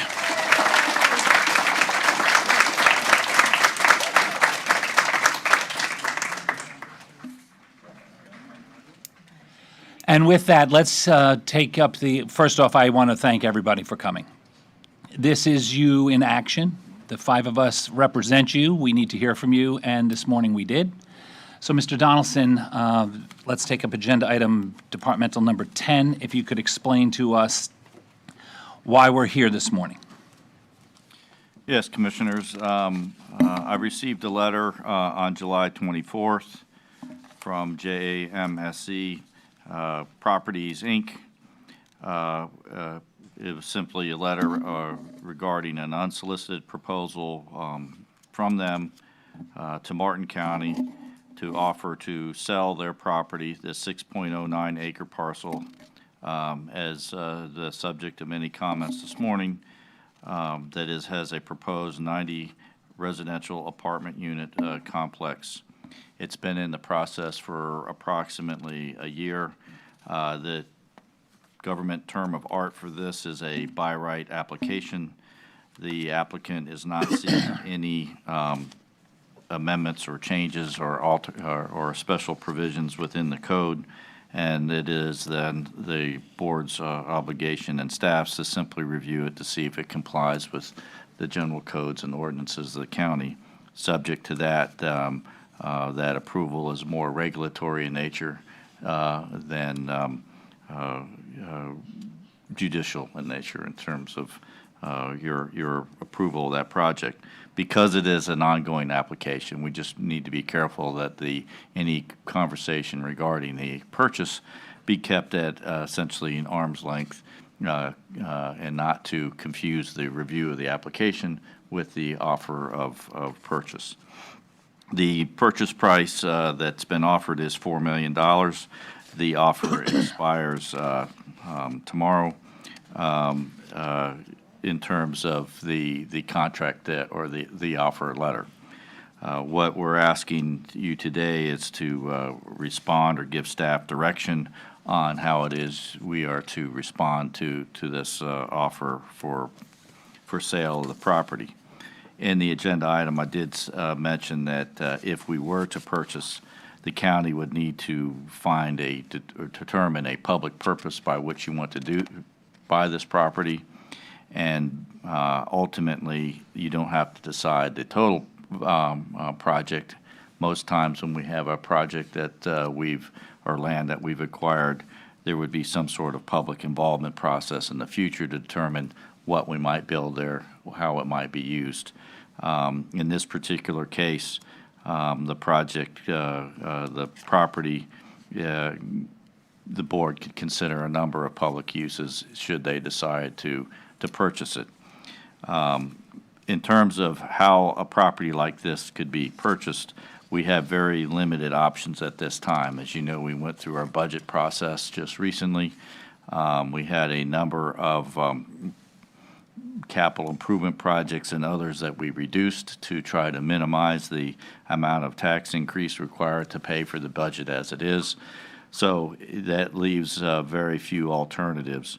In the agenda item, I did mention that the CRA, Community Redevelopment Agents area, which Palm City, this project happens to be located within the CRA, can be a source of funding. However, the CRA has already obligated much of its funding into the future to pay for existing projects that have either been constructed or are now under consideration. The district, each of you has an MSTU which you preside over that can also be used as a source of funds for local projects. The District 5 has MSTU funds that could be spent on this. I think the proposed funding for District 5 in the current budget is approximately $370,000 for this next fiscal year, of which I believe approximately $250,000 is available for loan proceeds. But just in terms of annual recurring revenue, the purchase price of $4 million, the board would require a funding source to borrow against, if you will. And the only sources of funds that we have at this time would be from either going to a bank loan and do traditional borrowing like anybody else, or you'd have to borrow from your general fund reserves, which under your policy would be required to be paid back within 5 years, in which case the payback would come through future taxes. Is typically how we've done repayment to maintain your general fund reserves. Those general fund reserves are typically used for disaster funding and other types of funding. So I think, if you were to consider it that in the future, if you were to use this for stormwater or something else, there may be other funds that would be available, such as franchise fees, but again, that would compete from other projects. So at this point in time, the principal issue of a purchase would have to come initially from general fund reserves, with a payment back plan if district funds were to be used. It could be temporarily used to repay the loan until such time as the CRA funds have been utilized. It's been one other issue is the board's policy has been that if district funds are used to pay for a particular loan, it usually doesn't extend beyond the term of the commissioner. So there would be some policy decisions on the board to consider.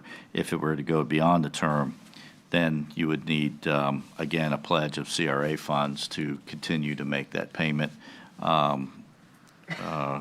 beyond the term of a typical office. So certainly have a few other descriptions in the agenda item, but just simply the summary is that the only available funding that we have right now to use it would be to either go for a traditional bank loan, in which case we would have to pledge sales tax or some other fund in our current funding, and if we did that, those currently funds that are obligated, we would have to replace them with something else, or make a budget change. If you were to use district funds, we would you'd have to develop how long you want to pay that back, whether it's 15 or 20 years or less, depending upon how much is actually available to put down on the project. But the general fund would only be a temporary loan that we would have to restore within 5 years. Is that it? That's it. Thank you, sir. Commissioner Smith, we'll lead off with you. Thank you, Mr. Chair. Just a quick question, Don, in that, all of that, just for options, so we as we're processing everything that we're hearing, if you were to do a bank loan, can you use general fund reserves to pay the bank loan? No, you'd have to pledge. So we would have to pledge, and a funding source that under law you're allowed to pledge, which would be typically like our state revenue sharing sales tax. You've pledged things like gas tax, but it has to be spent. You could use the general fund, I guess, as an initial down payment. I guess what I'm thinking is, instead of having it, one of the methodologies would be that you would take $4 million and take it out of general fund reserve today and pay for it tomorrow, and you'd be done. Yes. But if you were doing a bank loan, the bank loan is going to have X amount of payment a month over the next 15, 12 years, whatever term of the bank loan you would get. So you wouldn't be writing a check for $4 million tomorrow. You'd be writing a check for $250,000 or $150,000 or whatever it was for the next 4 years or 15 years or whatever the bank loan was for. That's correct. You just pay the closing costs plus whatever initial payments are required. Just as options as we process the thing. Yes. Thank you. Before as the chair, I give my colleagues an opportunity to speak first, but I'm also in the district, so we'll start with Commissioner Hurd. Yeah. Over the last, let's say, 22 years, this board majority has approved 7 community redevelopment areas. Palm City is one of them. And they also have approved different regulations in the CRAs, like Palm City. They're weaker than the regulations in the rest of the county. This wouldn't be allowed in the rest of the county, except in the CRAs, because it's inherently incompatible, which goes against our laws elsewhere. We require tiering, we require compatibility, we have extra protections. This commission majority has voted to weaken those protections in the CRAs. In fact, some people talked about the building right on the road. That's a requirement in the CRA.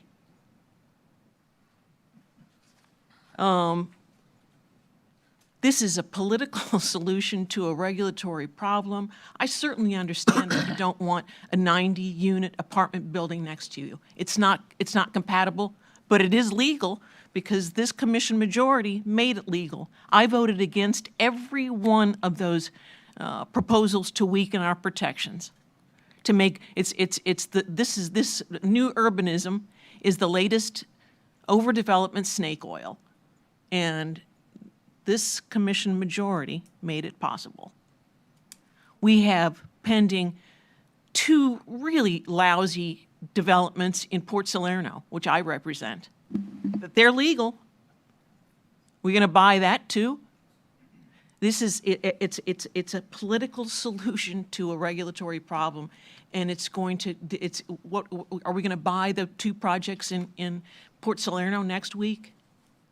We're going to buy Barron's Landing.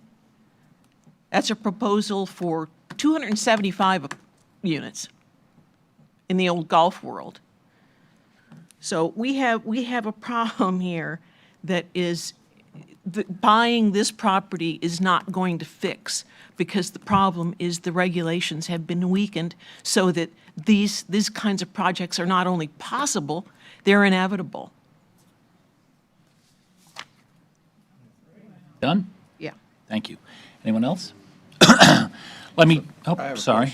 Commissioner Jenkins. I don't know whether anybody could answer that question. How long has this property been zoned for this density? I couldn't answer that question off I the can. top of my head, but we could get someone from Gross Management to answer that question for you. Although I caution, again, the too much discussion on the zoning issues and others simply because it's an active application and how we deal with the. It's hard to have a discussion on that. Yep. I agree. And defend something that was just said that may or not be accurate. Okay, let me jump in.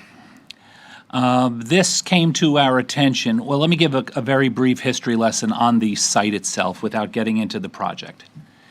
The CRA, as you've heard from my colleagues, say the community redevelopment area, it's normally a Main Street kind of a concept.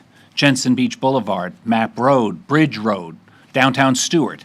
That's what a CRA is. It's your traditional hometown Main Street. Okay?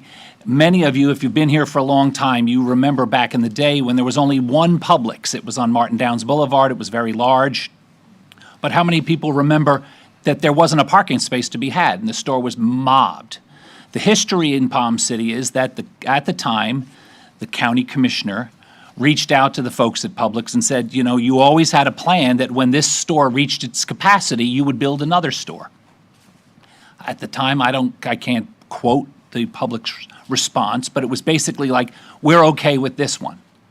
They were supposed to build a secondary store when the population and the growth reached that point. It did reach that point. How many of you are familiar with Stewart Fine Foods? It used to be right here. It's now called Fresh Market. Joe Mazzocchi, Palm City resident, a superstar in Martin County, one of the most generous people you'd ever meet, ran a very successful independent grocery store right here next door. The commissioner at the time spoke to Mr. Mazzocchi, who lived in Palm City, and said, what can we do to help you put one of your successful stores in Palm City? They found a site on the corner of Berry Avenue and Martin Highway. It wasn't zoned appropriately to have a grocery store there, so they got creative at the time, let's call it 20 years ago. 18 years ago. I'm just ballparking. They redesigned that. So the CRA in Palm City that basically was Map Road, the way to bring an additional supermarket and ease that burden on residents was to stretch the CRA boundary past the post office all the way down Martin Highway to the location that's now Hurricane Wings, Townie Tavern. If you're not here that long ago, it did become a Stuart Fine Foods. And then Publix built their second store behind the post office. And the gigantic corporation that is Publix competed against the two-store Stuart Fine Food. And Joe Mizaki, and I'm friends with him, went completely bankrupt.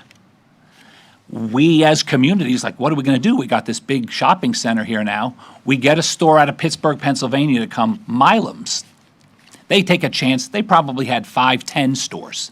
They take a chance, come down, fill that space. Doesn't work for them either.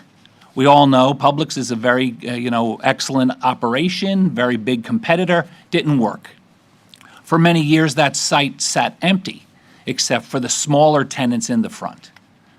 Then the board at the time, as my colleague says, the majority at that time, we worked with a local business owner, Mary Freeman, who owns Awareness Technologies.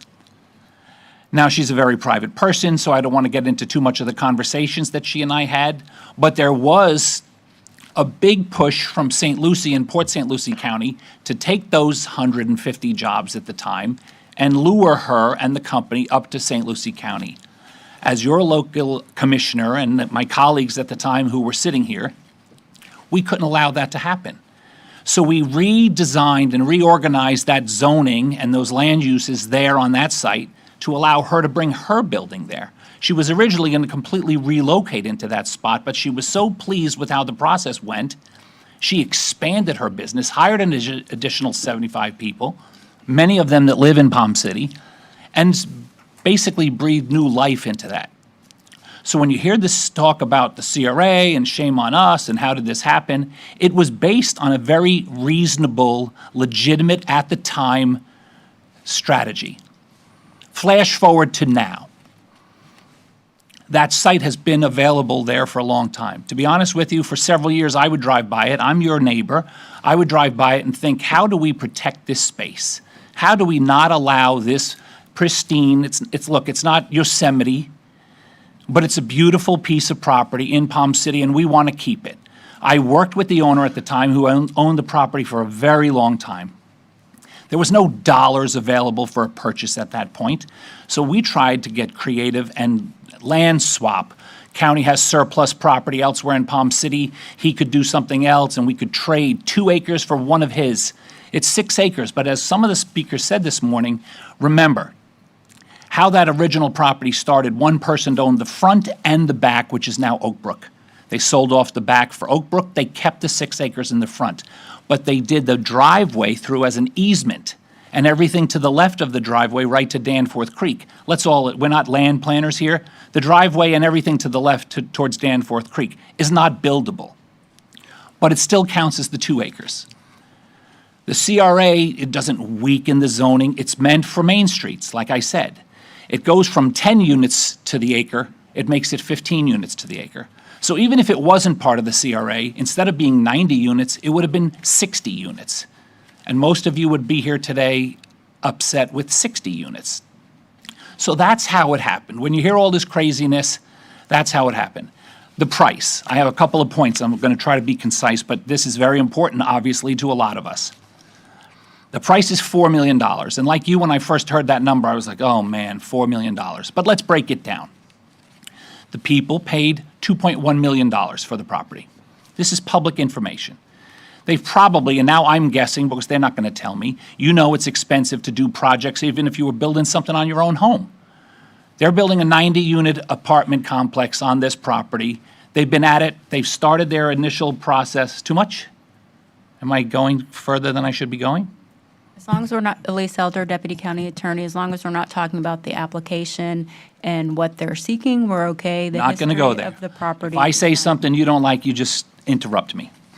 My county attorney, and on both sides. I got it in stereo.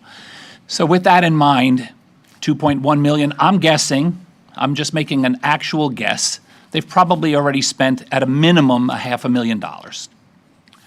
$2.6 million. Now they're asking for $4 million.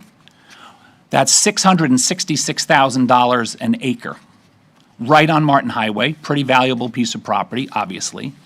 And there's other properties, you can go on Zillow and look anywhere else, there are other properties available right now in Palm City that are going for nearly $1 million an acre, okay? If you were to invest in this project, and you were about to build 90 apartments, which you've heard many of our staff say are legally permissible. And I know that's a hard concept for a lot of my friends and neighbors to comprehend. They say to us, not just on this project, on any project, just stop them. Just say no. There was a previous majority a couple of years ago that had that mindset. I get the mindset. You figure like, hey, we're going to stop this. They voted no on projects that were legally allowed to be built. And you know what happened? The developers left this room, went to the courthouse, sued the county, which is you, and won. So now they paid the legal fees, and the project was still built. Sometimes it was enhanced because there was delays. We all understand that if we were here today discussing building 90 apartments, we would probably, even if all of you said exactly what you said, legally, we would probably have to build it. It's by right. So what are our options?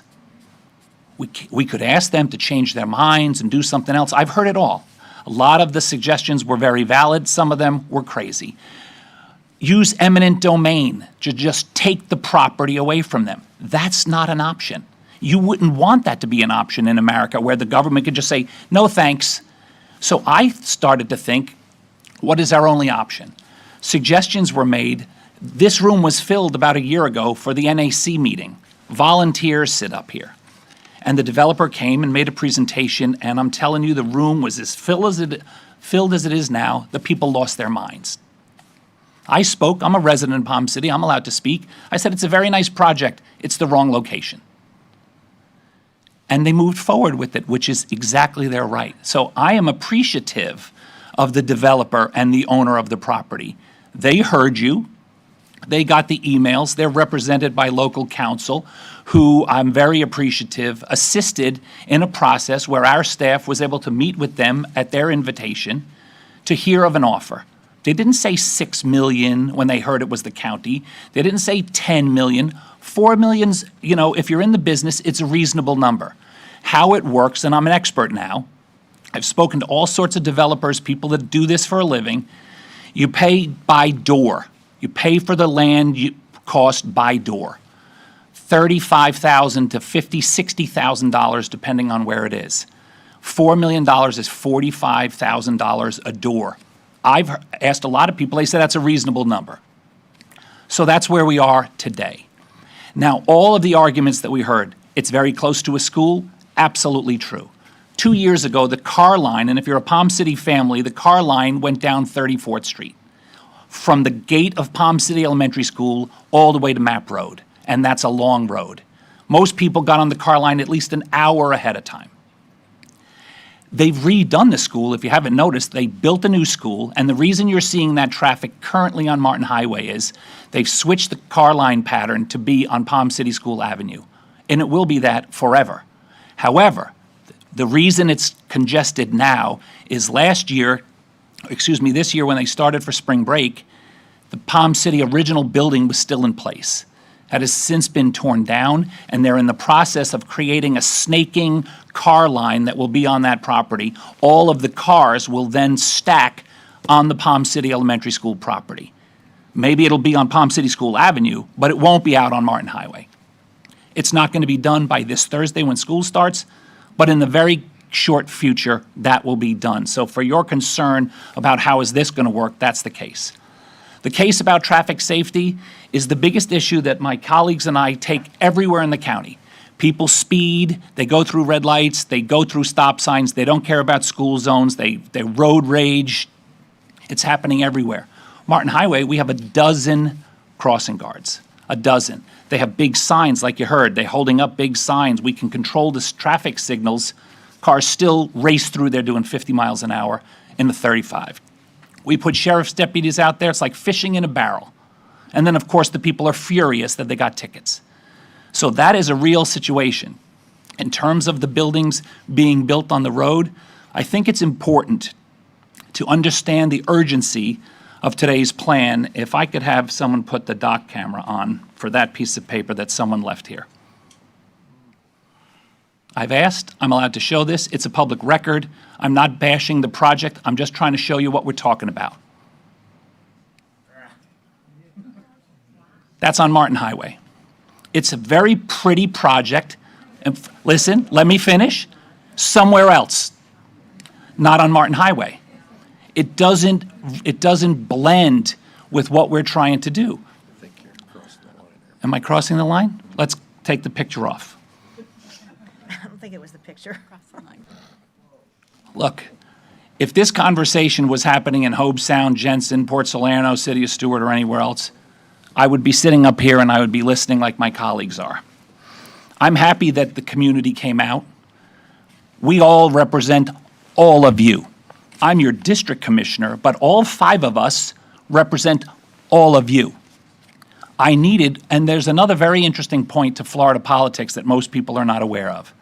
We are not allowed to speak to each other. The Sunshine Law makes it illegal for the commissioners to speak to each other any other time outside of this meeting, a public meeting. I have no idea what my colleagues are going to do today. You can't have Mr. Donaldson speak to the 5 of us and then come into my office and say, well, Commissioner Smith's going to do this, Commissioner Hurd's going to do that. That's illegal also. So I have no idea what they're thinking. I have heard from you, my residents. Now, if there's big issues happening in Jensen Beach that are, specific to Jensen Beach, I will eventually hear about them, but the first person to hear about them is Commissioner Smith. Until those people show up here, like the woman this morning that said, I don't like my neighbors throwing their trash over their fence and we have to look at it. That's the first I've ever heard of that. If it was happening in Palm City, I would have known about it. And then I'd have to bring it forward to let my colleagues hear about it. I'm probably putting them on the spot today, but all 5 of us represent all of you. So now we get into, it's a good idea. I've heard it's a political idea. We're elected officials. Everything we do has a tinge of politics to it. That's just how it works. Okay, we need 3 votes to make something happen. You voted us in, we represent you. So now how do you pay for it? That's the big question. You heard Mr. Donaldson give you a lot of initials and different things that you're probably not familiar with. As far as I'm concerned, there's 3 ways to pay for it. The county could pick it up as a full county expense, and the county as a whole pays for it.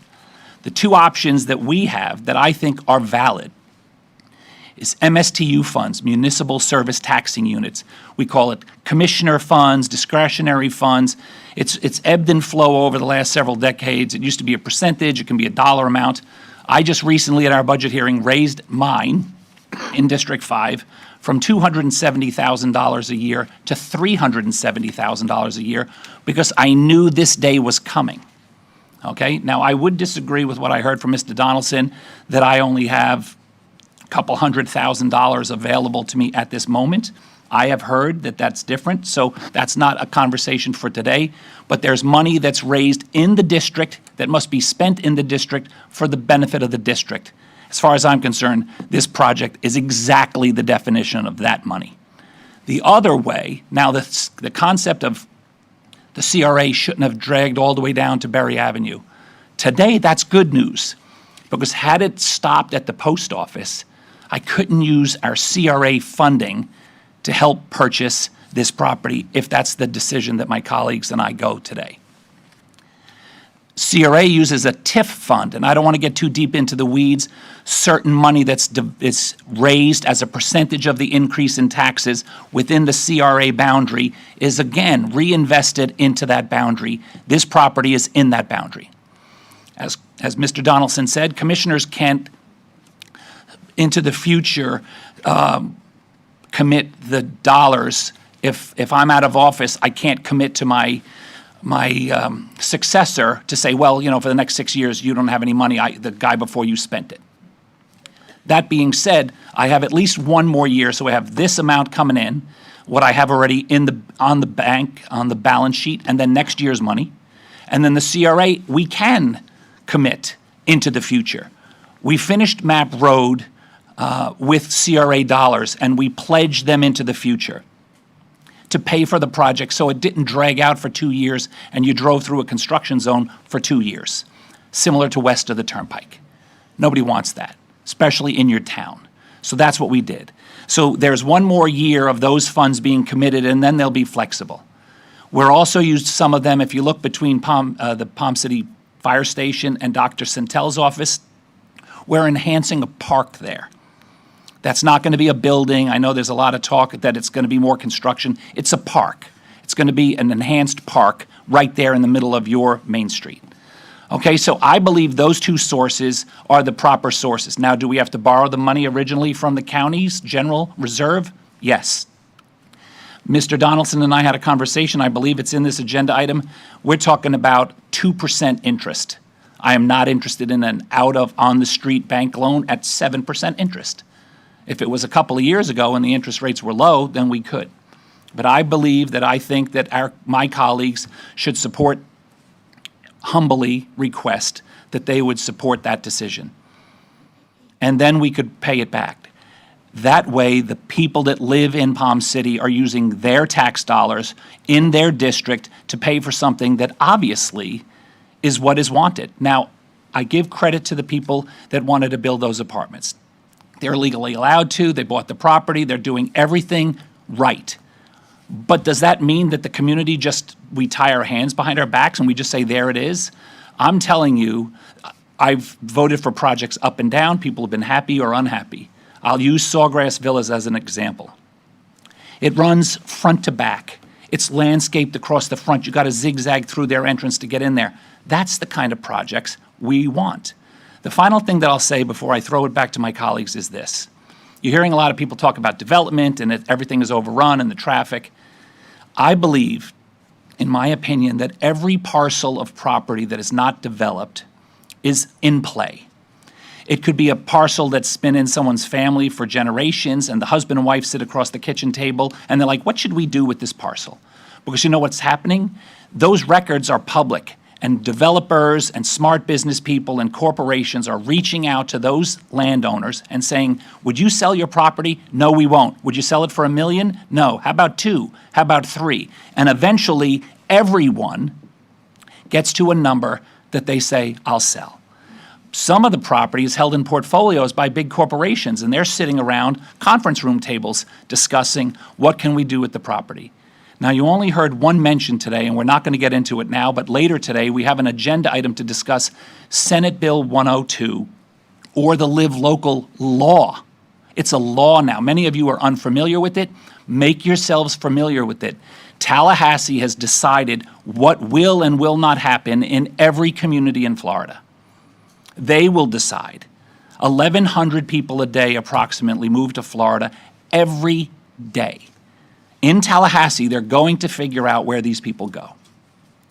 My final point is I've been known and I've been out pushing on affordable housing, essential housing, workforce housing, whatever you want to call it. There's a lack. There's a lack for young people that want to go off to college and live here or graduate high school and live in the communities that they grew up in. We don't have it. There's also a lack for husbands and wives that raised a family in a big house and would sell that big house, but there's nowhere else for them to move smaller. They're not going to go into a nursing home, so we don't have it.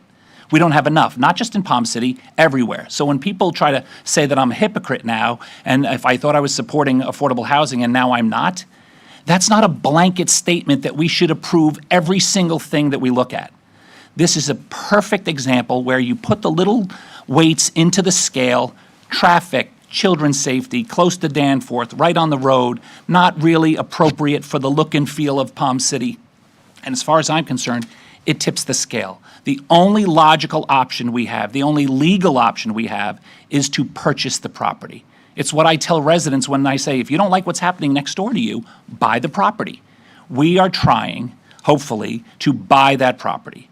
And it would never have happened today if it wasn't for all of you showing up. Now, I also hear about the Costco. I think the Costco, 50% of the population wanted the Costco, especially where it was, but they didn't say anything. They didn't want to fight with their neighbors. This is not Costco.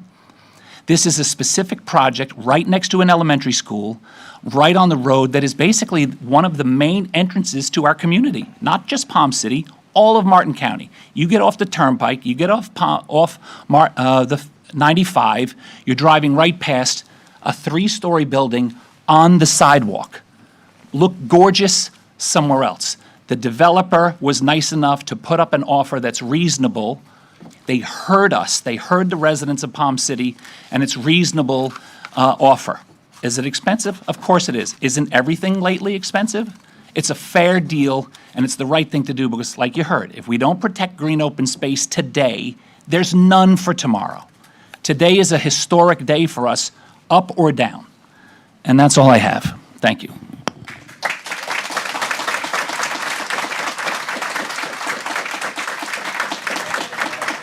Commissioner Hurd. Yeah, the 800-pound gorilla in the room is that you approved the weakening of regulations to allow this in the first place. What happens the next time this is an application comes in at another location? Two things. You going to buy that too? I didn't approve the CRA extension, so that part's not exactly accurate.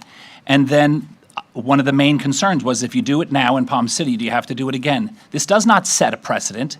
You used, excuse me, sir, Commissioner Hurd, you used district funds, $500,000, to buy property that you added to Maggie's Hammock, which we applauded you for.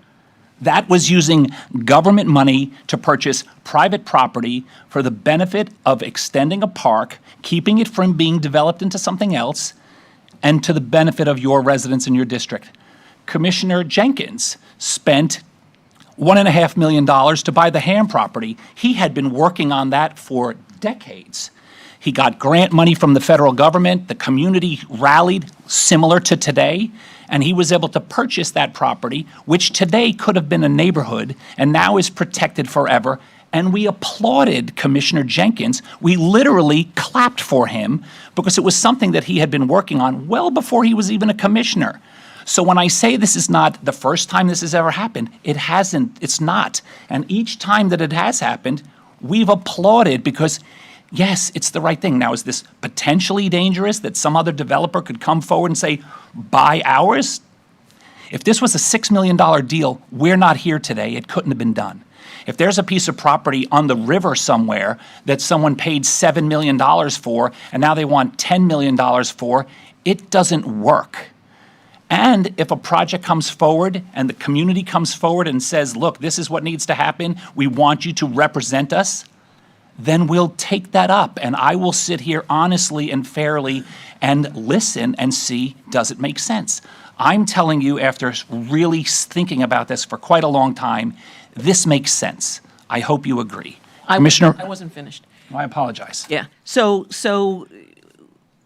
I certainly approve you using district funds, MSTU funds, and TIF funds in order to purchase property in your district.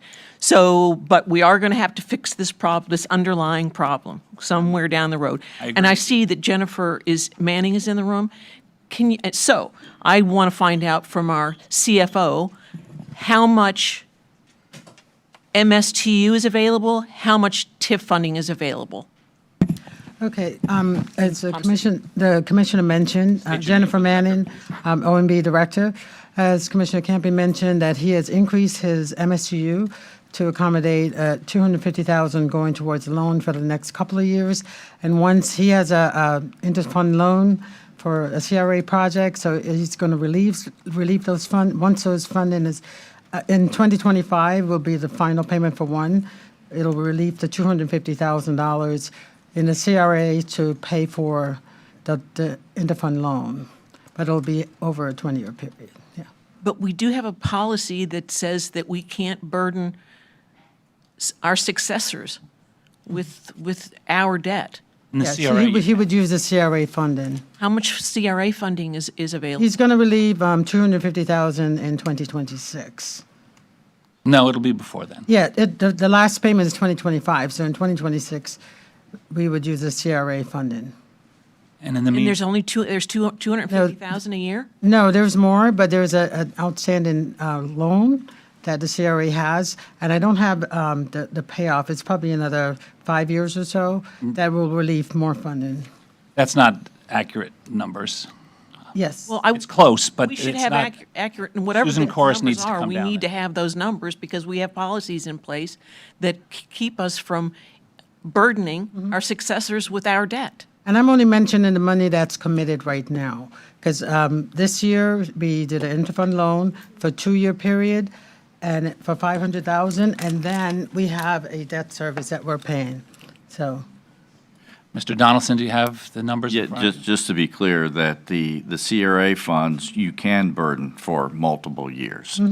It's the district funds that would be the interim funding, and so the outline is that we would use the district funds for a couple of years until this debt service is paid off that's currently obligating CRA funds, then the CRA would pick up the obligation for the remaining years, and that you can obligate. And how much is available and how long are we talking about obligating? So what we're saying is that we know that there is at least $250,000 available from the district for the next couple of years, and there will be a minimum of $250,000, perhaps more, from the CRA for the remaining terms, as long as you agree that the agenda item mentioned 2%, then that would obligate for 20 years. If you didn't charge any interest, then I think the obligation is roughly 16 years. So. I think I'd like to hear from Ms. Corris. I see her coming in. But anyway, it's certainly the funds that we know that are immediately available. The other thing to point out is that any action today is not a final action that we were requesting.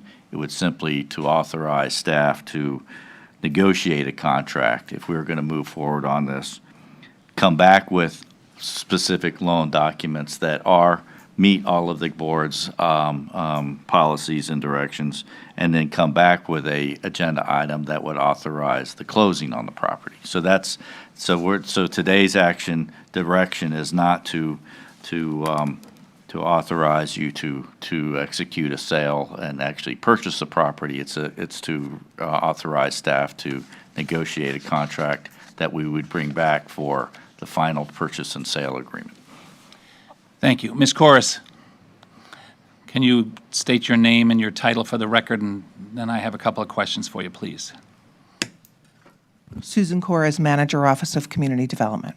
Thank you. Now, without getting too deep into the TIF funding and things like that, Palm City CRA, the old Palm City CRA, not including what is already encumbered, what does that CRA bring in each year? I know it fluctuates. What's the average? It does fluctuate. The average for the past 2 years for projects would be about $400,000, $450,000. Okay. So now we have used that money very successfully along Map Road. We've encumbered it into the future for how many more years? So there's a $236,000 debt service payment that I believe ran for 10 years. We have 4 more years. Okay. And so, Go ahead. We also have an interfund loan payment of $260,000, and that's over in 2025, as Ms. Manning indicated. And then we've borrowed $250,000 for the next 2 years to pay for Palm City Place, and I think that's for Palm City Place, yeah. So for projects, all of that money would be encumbered. when you say for projects, what is the other money that's brought in for? So when we receive TIF funding, that pays for all of our operations. So in a CRA, for example, TIF funds pay for salaries, they pay for office space, it pays for all of the operations of a CRA as a dependent special district of the county. Each of the 6 contribute for? Correct. Okay. So there is a couple of $100,000 each year available after 2024? Yes. Actually, 25. After 2025? Okay, thank you. And then in terms of the MSTU money, which we can't necessarily encumber into the future, this money that I have put in for 370. So if we had some funds, we could prime the pump with potentially $500,000, I believe. But as Mr. Donaldson said, today's conversation is for my colleagues to decide if it's even something that we will continue in the future. I would say that what the use of the property will be is another issue that some people have. Today is about acquiring the property. In the future, we'll have the opportunity, there's got to be 10 different proposals that I've heard. A lot of them have a lot of validity to them. That is something that we'll take up after the fact. What my goal is today is to acquire the property and to push the stop button on the development from continuing to go forward. Then, once we have the ability to take a breath, then we can figure out what the property should look like. Mr. Donaldson will come forward with Mrs. Manning's suggestion on how do we pay for it. Today is the goal where we decide, are we protecting this piece of property or are we not? That's it. That's it. As far as I'm concerned, it's that simple. Commissioner Hetherington, you're next. The hard thing deciding today is because we don't have all the facts on the table. I certainly appreciate, all the Palm City residents showing up and voicing their opinions and being willing to, first and foremost, tax yourself 22% in order to start acquiring and protecting. It happens all the time that we acquire land, protect it, preserve it. So I'm certainly not opposed to that. The general fund borrowing concerns me because Jensen Beach, will be in here and in the future asking us to buy the land, and I don't think that we can afford to continue to loan ourselves the money to do it. So we've talked about some strategies. I also, I sat up here last week, 2 weeks ago at the budget hearing and completely defended no tax increases, and it's hard for me to pass along to my constituents if they are going to have to pay for this in a different district. So, I'm cautious about if it can be paid for at the CRA. One thing we did not talk about is a public-private partnership. If there are nonprofits that want to participate, then I've heard no one consider a public-private partnership. If there's CRA funds and district funds, which I totally agree with you using district funds, and a public-private partnership. If there are nonprofits.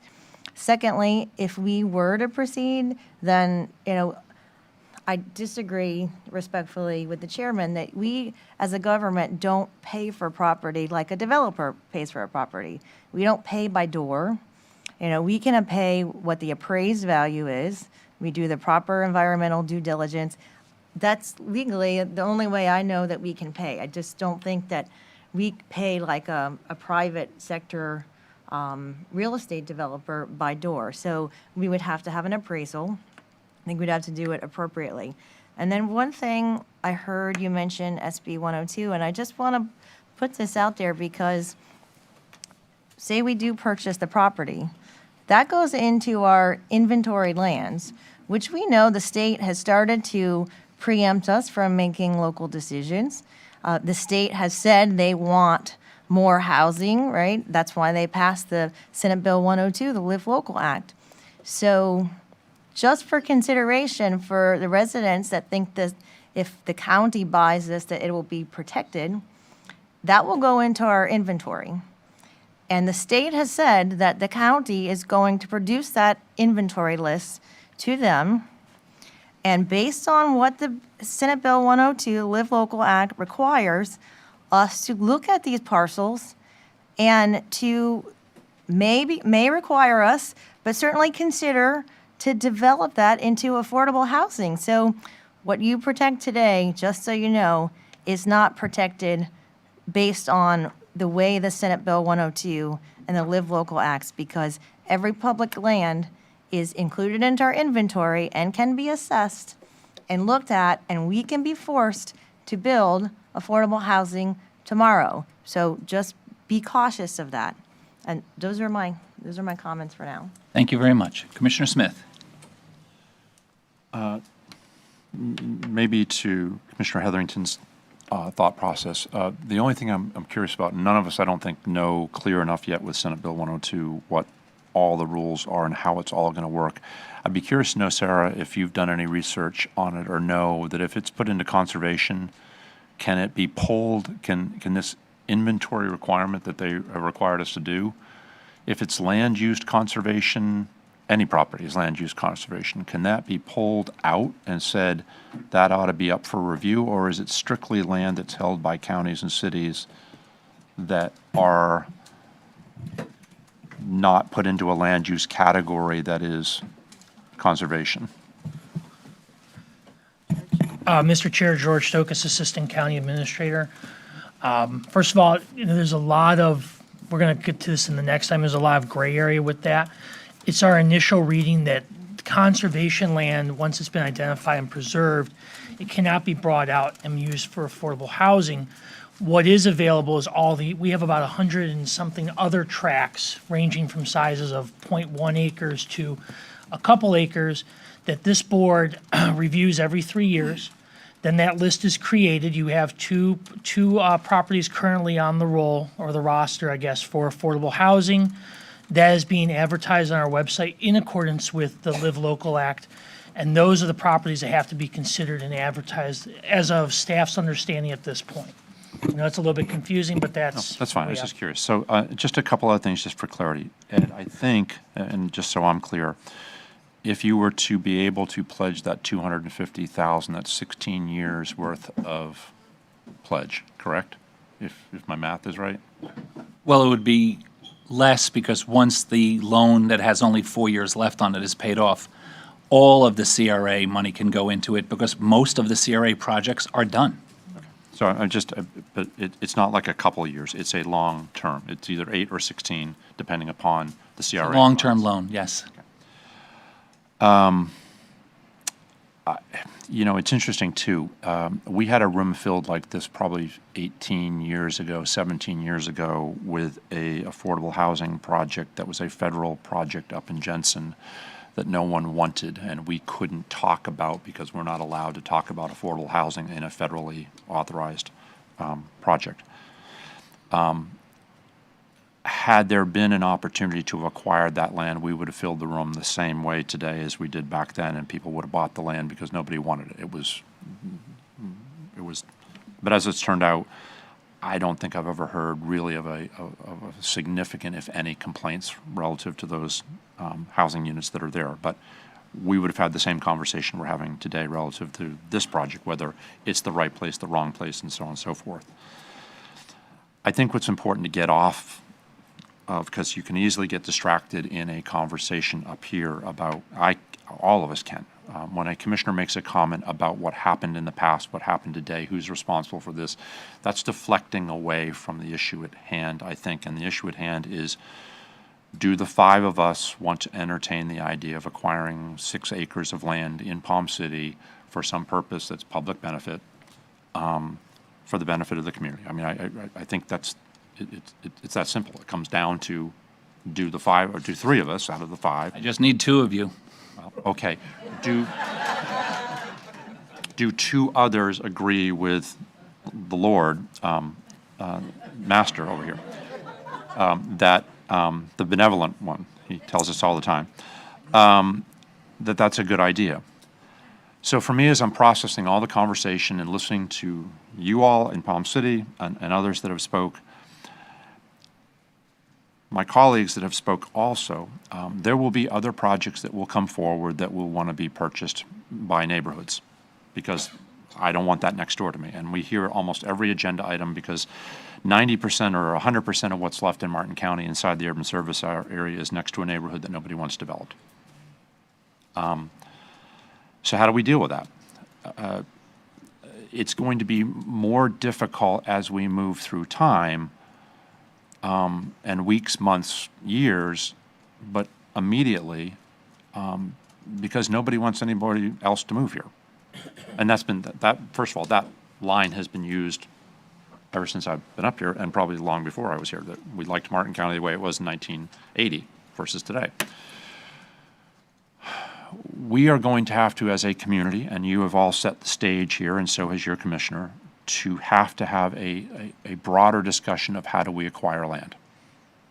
whether it's inside the urban service boundary, outside the urban service boundary, whether it's ag land, whether it's infill land, whether it's commercial land, whether it's land that is going to be decided for us by Senate Bill 102 or other bills that are going to pass as time moves on with the legislature, we are going to need a funding source to acquire land in Martin County in a much greater capacity than trying to figure out how in Ed's district we cobble together $250,000, whether it's for 16 years or 8 years, whatever the story may be. So whatever the decision gets voted on today, that we try to figure out what to do with this, when you all leave today, understand, good or bad, whatever the response is or whatever the vote is, this is not the last parcel that is going to be problematic for you in Palm City. I mean, forget Jensen, forget Hope Sound, forget Stewart for a minute, just for a second. There will be other parcels that will come forward that people will say, well, we did it with that parcel, let's do it again. Well, where's the funding source? Ed's tapping out already and then some, right? We will tap out in our districts if we were to use district funds, and if you were lucky enough to have a CRA, I have 2 of them in my district, those are probably going to get tapped out very quickly because there's just not millions of dollars in some pot sitting somewhere to go acquire this stuff. So we're going to have to, my thought process, and we've talked about this before, we were going to have a long-term funding source discussion that we are going to need your help to support. And that means probably having a sales tax, because there is no other large funding source, revenue source that's large enough to acquire 4, 10, $15 million parcels. This year we had how much new revenue? 16 million in new revenue countywide? Yes. 16 million in new revenue countywide. Way more. It was 21. 21, I'm sorry, okay, it's going up as the seconds go by. 21 million, okay? Half of that, and this is not anything towards our sheriff whatsoever, half of that got consumed by our sheriff, if not more so. Right. Sorry, 16 million out of the 21 million went to our sheriff. How much does that leave? Not much. And this is one project, one parcel of all the other things that we have to deal with as a county. So somewhere along the line, if you all want us to do more of this, which is your choice, you are the voters, you are who put us here, and we are listening very clearly, we need a long-term funding source. And it has to be in the millions of dollars because of what's at stake, or what's at scale here. So that conversation has to follow. I just don't know how you have this conversation without it. I'm willing to support this idea with the knowledge that this one parcel doesn't stand by itself as an acquisition, because it's not going to be good enough for you. I can assure you, I've been here long enough to know everybody's next door parcel is a awful parcel. Nobody wants a development. I don't care what the development is. I don't care if it's an apartment complex or it's 150 single-family homes next door to their house. They don't. You all don't want it. So, Ed, I'm willing to support. I'm not so sure that the formula, I mean, I guess what we're going to have to do, Mr. Donaldson, at this point in time, if this motion were to pass, you'd have to do general fund at this point. Yes. And or a bank loan. Or a bank loan. And I'm not opposed.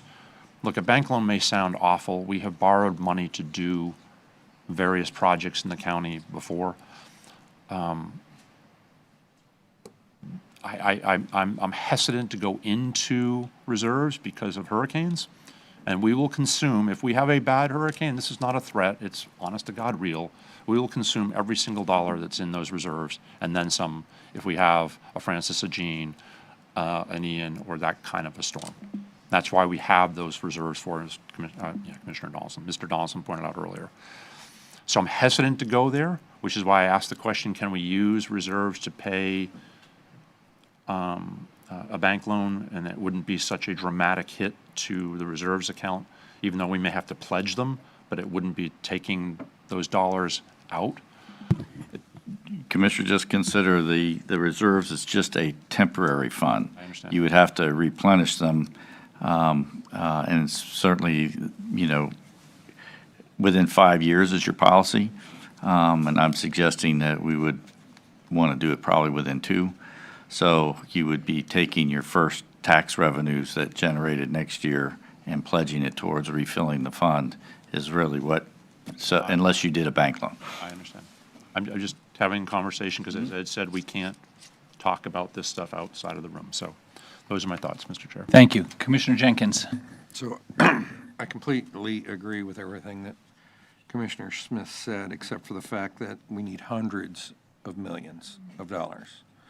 When I first heard this agenda item before I thoroughly studied it, I was completely aghast. This is not an environmentally sensitive, targeted piece of property that we so desperately need to acquire in Martin County. Palomar Properties and Canopus and all of the stuff. And I kind of really was not going to support it because it would diminish that. And so we do need to seriously have some sort of funding source that we can do something substantive. I do worry. I personally have 2 projects coming up within the next 12 months in Hope Sound that are going to have the exact same amount of people in the room. They're actually 2 commercial properties. The county owning those properties would absolutely make no sense at all for any reason. So, it's, I get it. If we're going to use MST funds and we're going to use TIF funds, I always try to support my fellow commissioners in their endeavors, and will do this. I agree with Stacy that it would be nice to have more details on exactly what we're doing before we do it. Time sensitive. Yes. Ms. Corus? Just in regards to process, Commissioner, I'd like to mention a couple of other points. CRA funds are always allocated because statutorily we need to do that, and they need to be allocated according to the CRA, the Community Redevelopment Plan, that was actually talked about a little bit earlier this morning, and that those things need to go through the process, Bring them which would be CRA board and that process. I'll come to that meeting with some of my neighbors. Commissioner Hurd. Yeah, so my understanding of what Mr. Donaldson just said was that if you borrow from general fund, it has to be replenished in 2 years. And neither the MSTU or the CRA has the funding to be able to repay that debt in 2 years.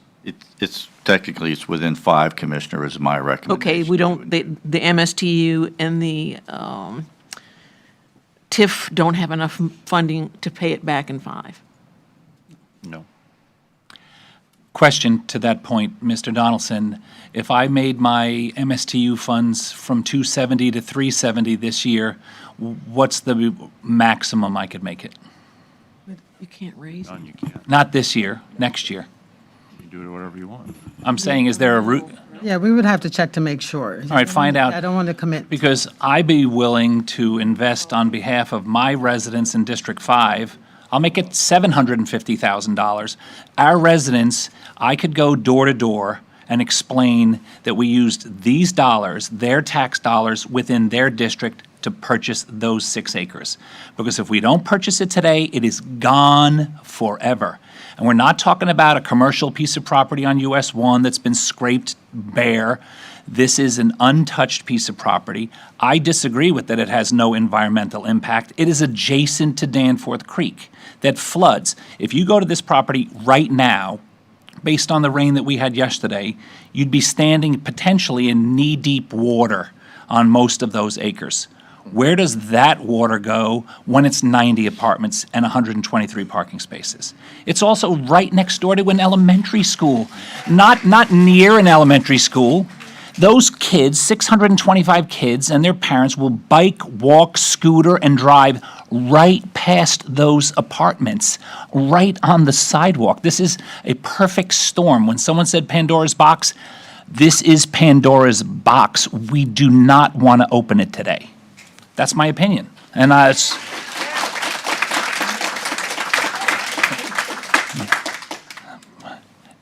opening this conversation today is not Pandora's box. 90 apartments on the road, beautiful apartments by wonderful people, don't belong to be there. Commissioner Smith. And then we got to get to the point of wrapping it up. I'm sure you want to. No, there's not a vote that we can have that what I'm going to ask for, but we have got to commit, this board, whether it's majority or three of us or whatever, have to commit to figuring out a long-range acquisition program, because Fine, I agree with you. there's just no way we can have this single conversation on one single piece of property without creating a conversation countywide for a whole host of different reasons. And so I just hope, and I'm going to make a motion for you, Mr. Chair, if that's okay, unless you want one. No, I'm happy to have you make a motion. But as long as it's my hope is that, and the commitment from our board is that we come back very quickly, because time is of the essence for that conversation relative to timing for an election cycle on ballot language of stuff, that we commit to it. So I'm going to move that we direct administration, however, Dawn, administrator, and legal to prepare a offer to the property owner,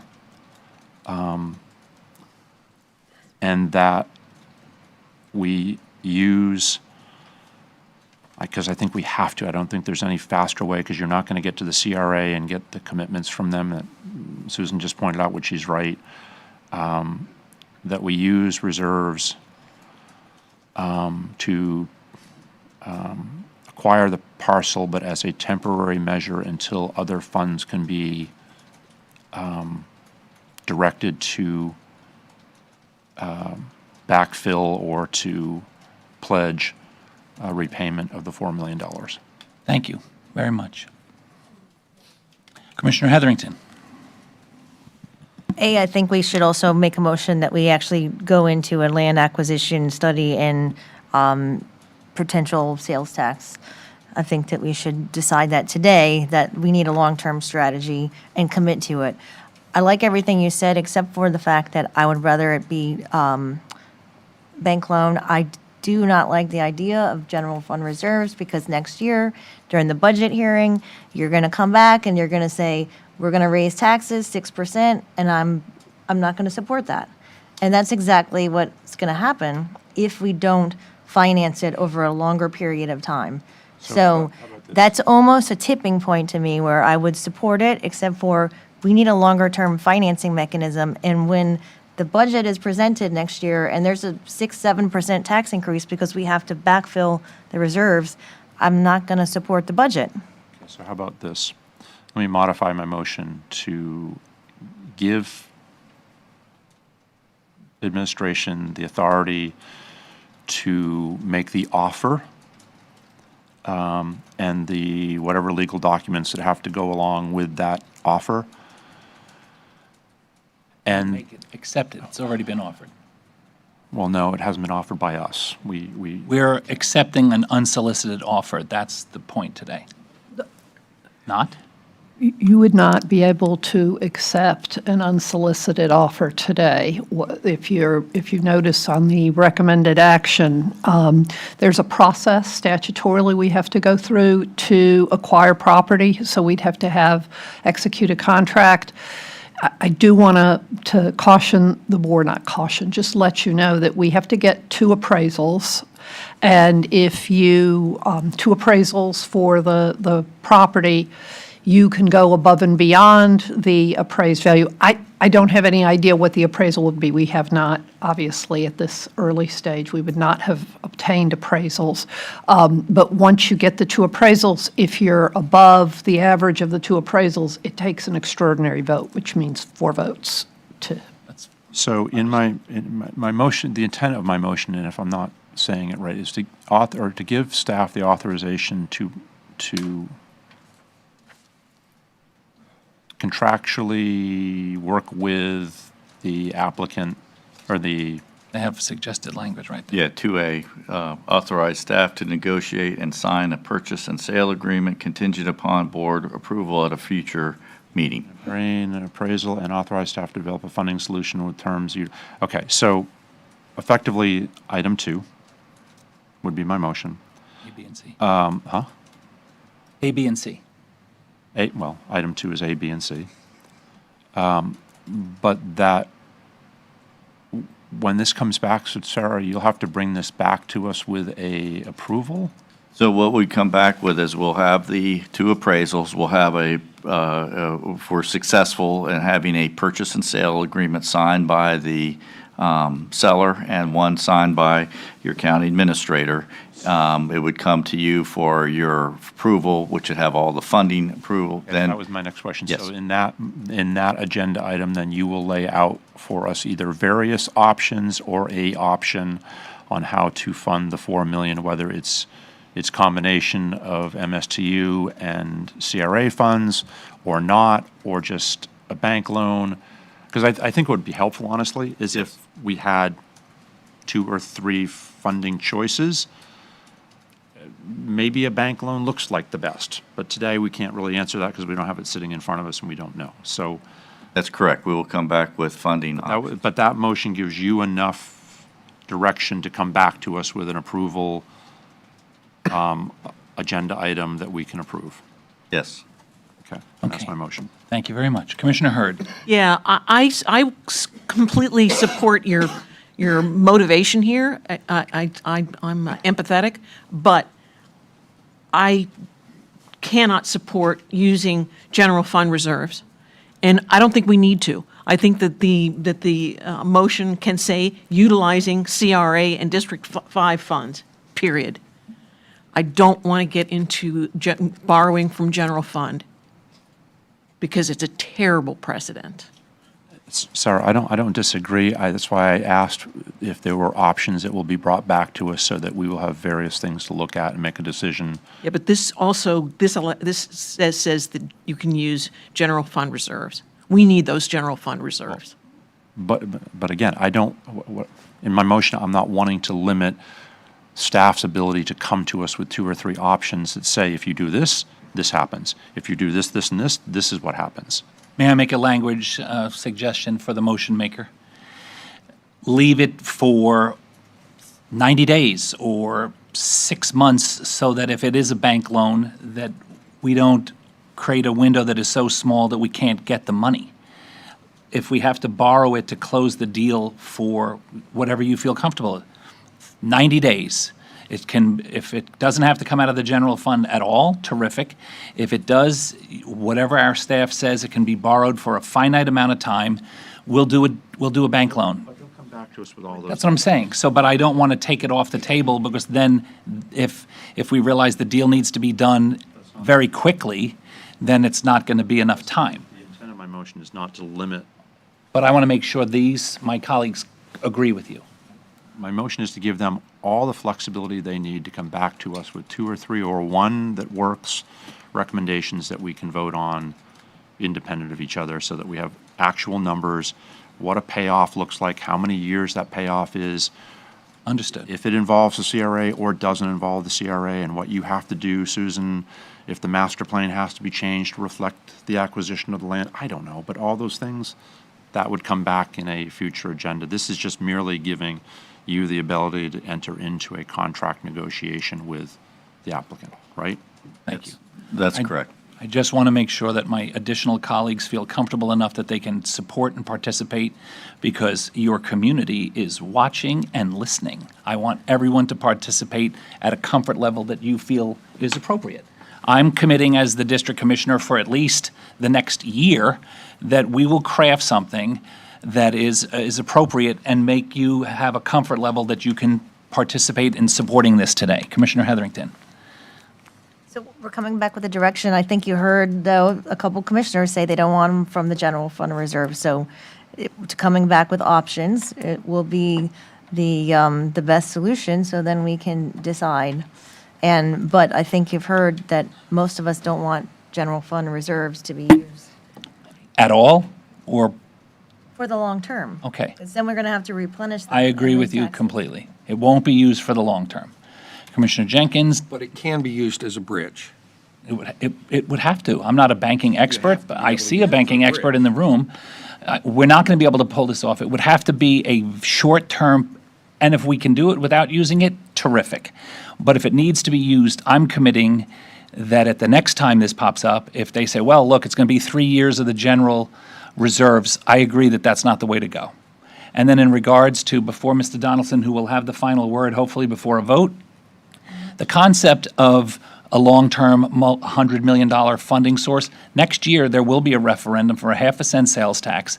And if you've heard me talk about it, the concept there is for purchasing large swaths of environmentally sensitive conservation land. I agree with that. However, a portion of that money should be used to purchase socially sensitive in the communities property. There's your long-term funding source.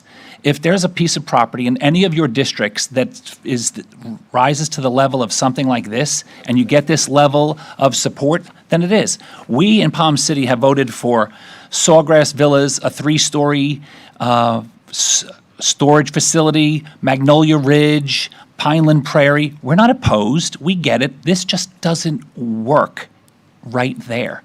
If it was 42 townhomes like it was originally suggested, and I understand why the development changed their mind, nobody's here. It would have been 42 townhomes. It's this specific thing. Don Donaldson, it's all you. I was just going to suggest that 2C, I've interpreted as amended to include options that limit or eliminate the need for general fund. Yes, I would agree. That's a good, Okay, so we have a motion by Commissioner Smith, are you going to amend your motion to that, which I will second, seconded by Commissioner Jenkins. which I was against this agenda item to begin with, and I just seconded it, so yeah, there we go. Well, this is exactly how the political government system in America is supposed to work. Our citizens came forward, they requested of us, we listened, we thought it through, and we decided. We have a motion by Commissioner Smith as the language has presented, seconded by Commissioner Jenkins. Although, seriously? Commissioner Hurd. Just a question, because we are not allowed to raise our budget in September, our final budget, is this going to be resolved before the final budget hearing?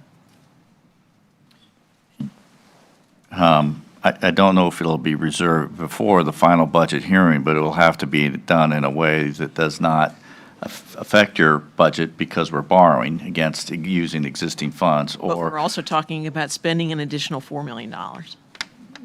hence the loan issue, yes. I'm sorry, I really support you, Ed, but I can't support the motion. That's your prerogative. With that in mind, we have a motion by Commissioner Smith, seconded by Commissioner Jenkins. All those in favor? Aye. All those opposed? Opposed. The motion carries 4-1 with Commissioner Hurd dissenting. Thank you very much.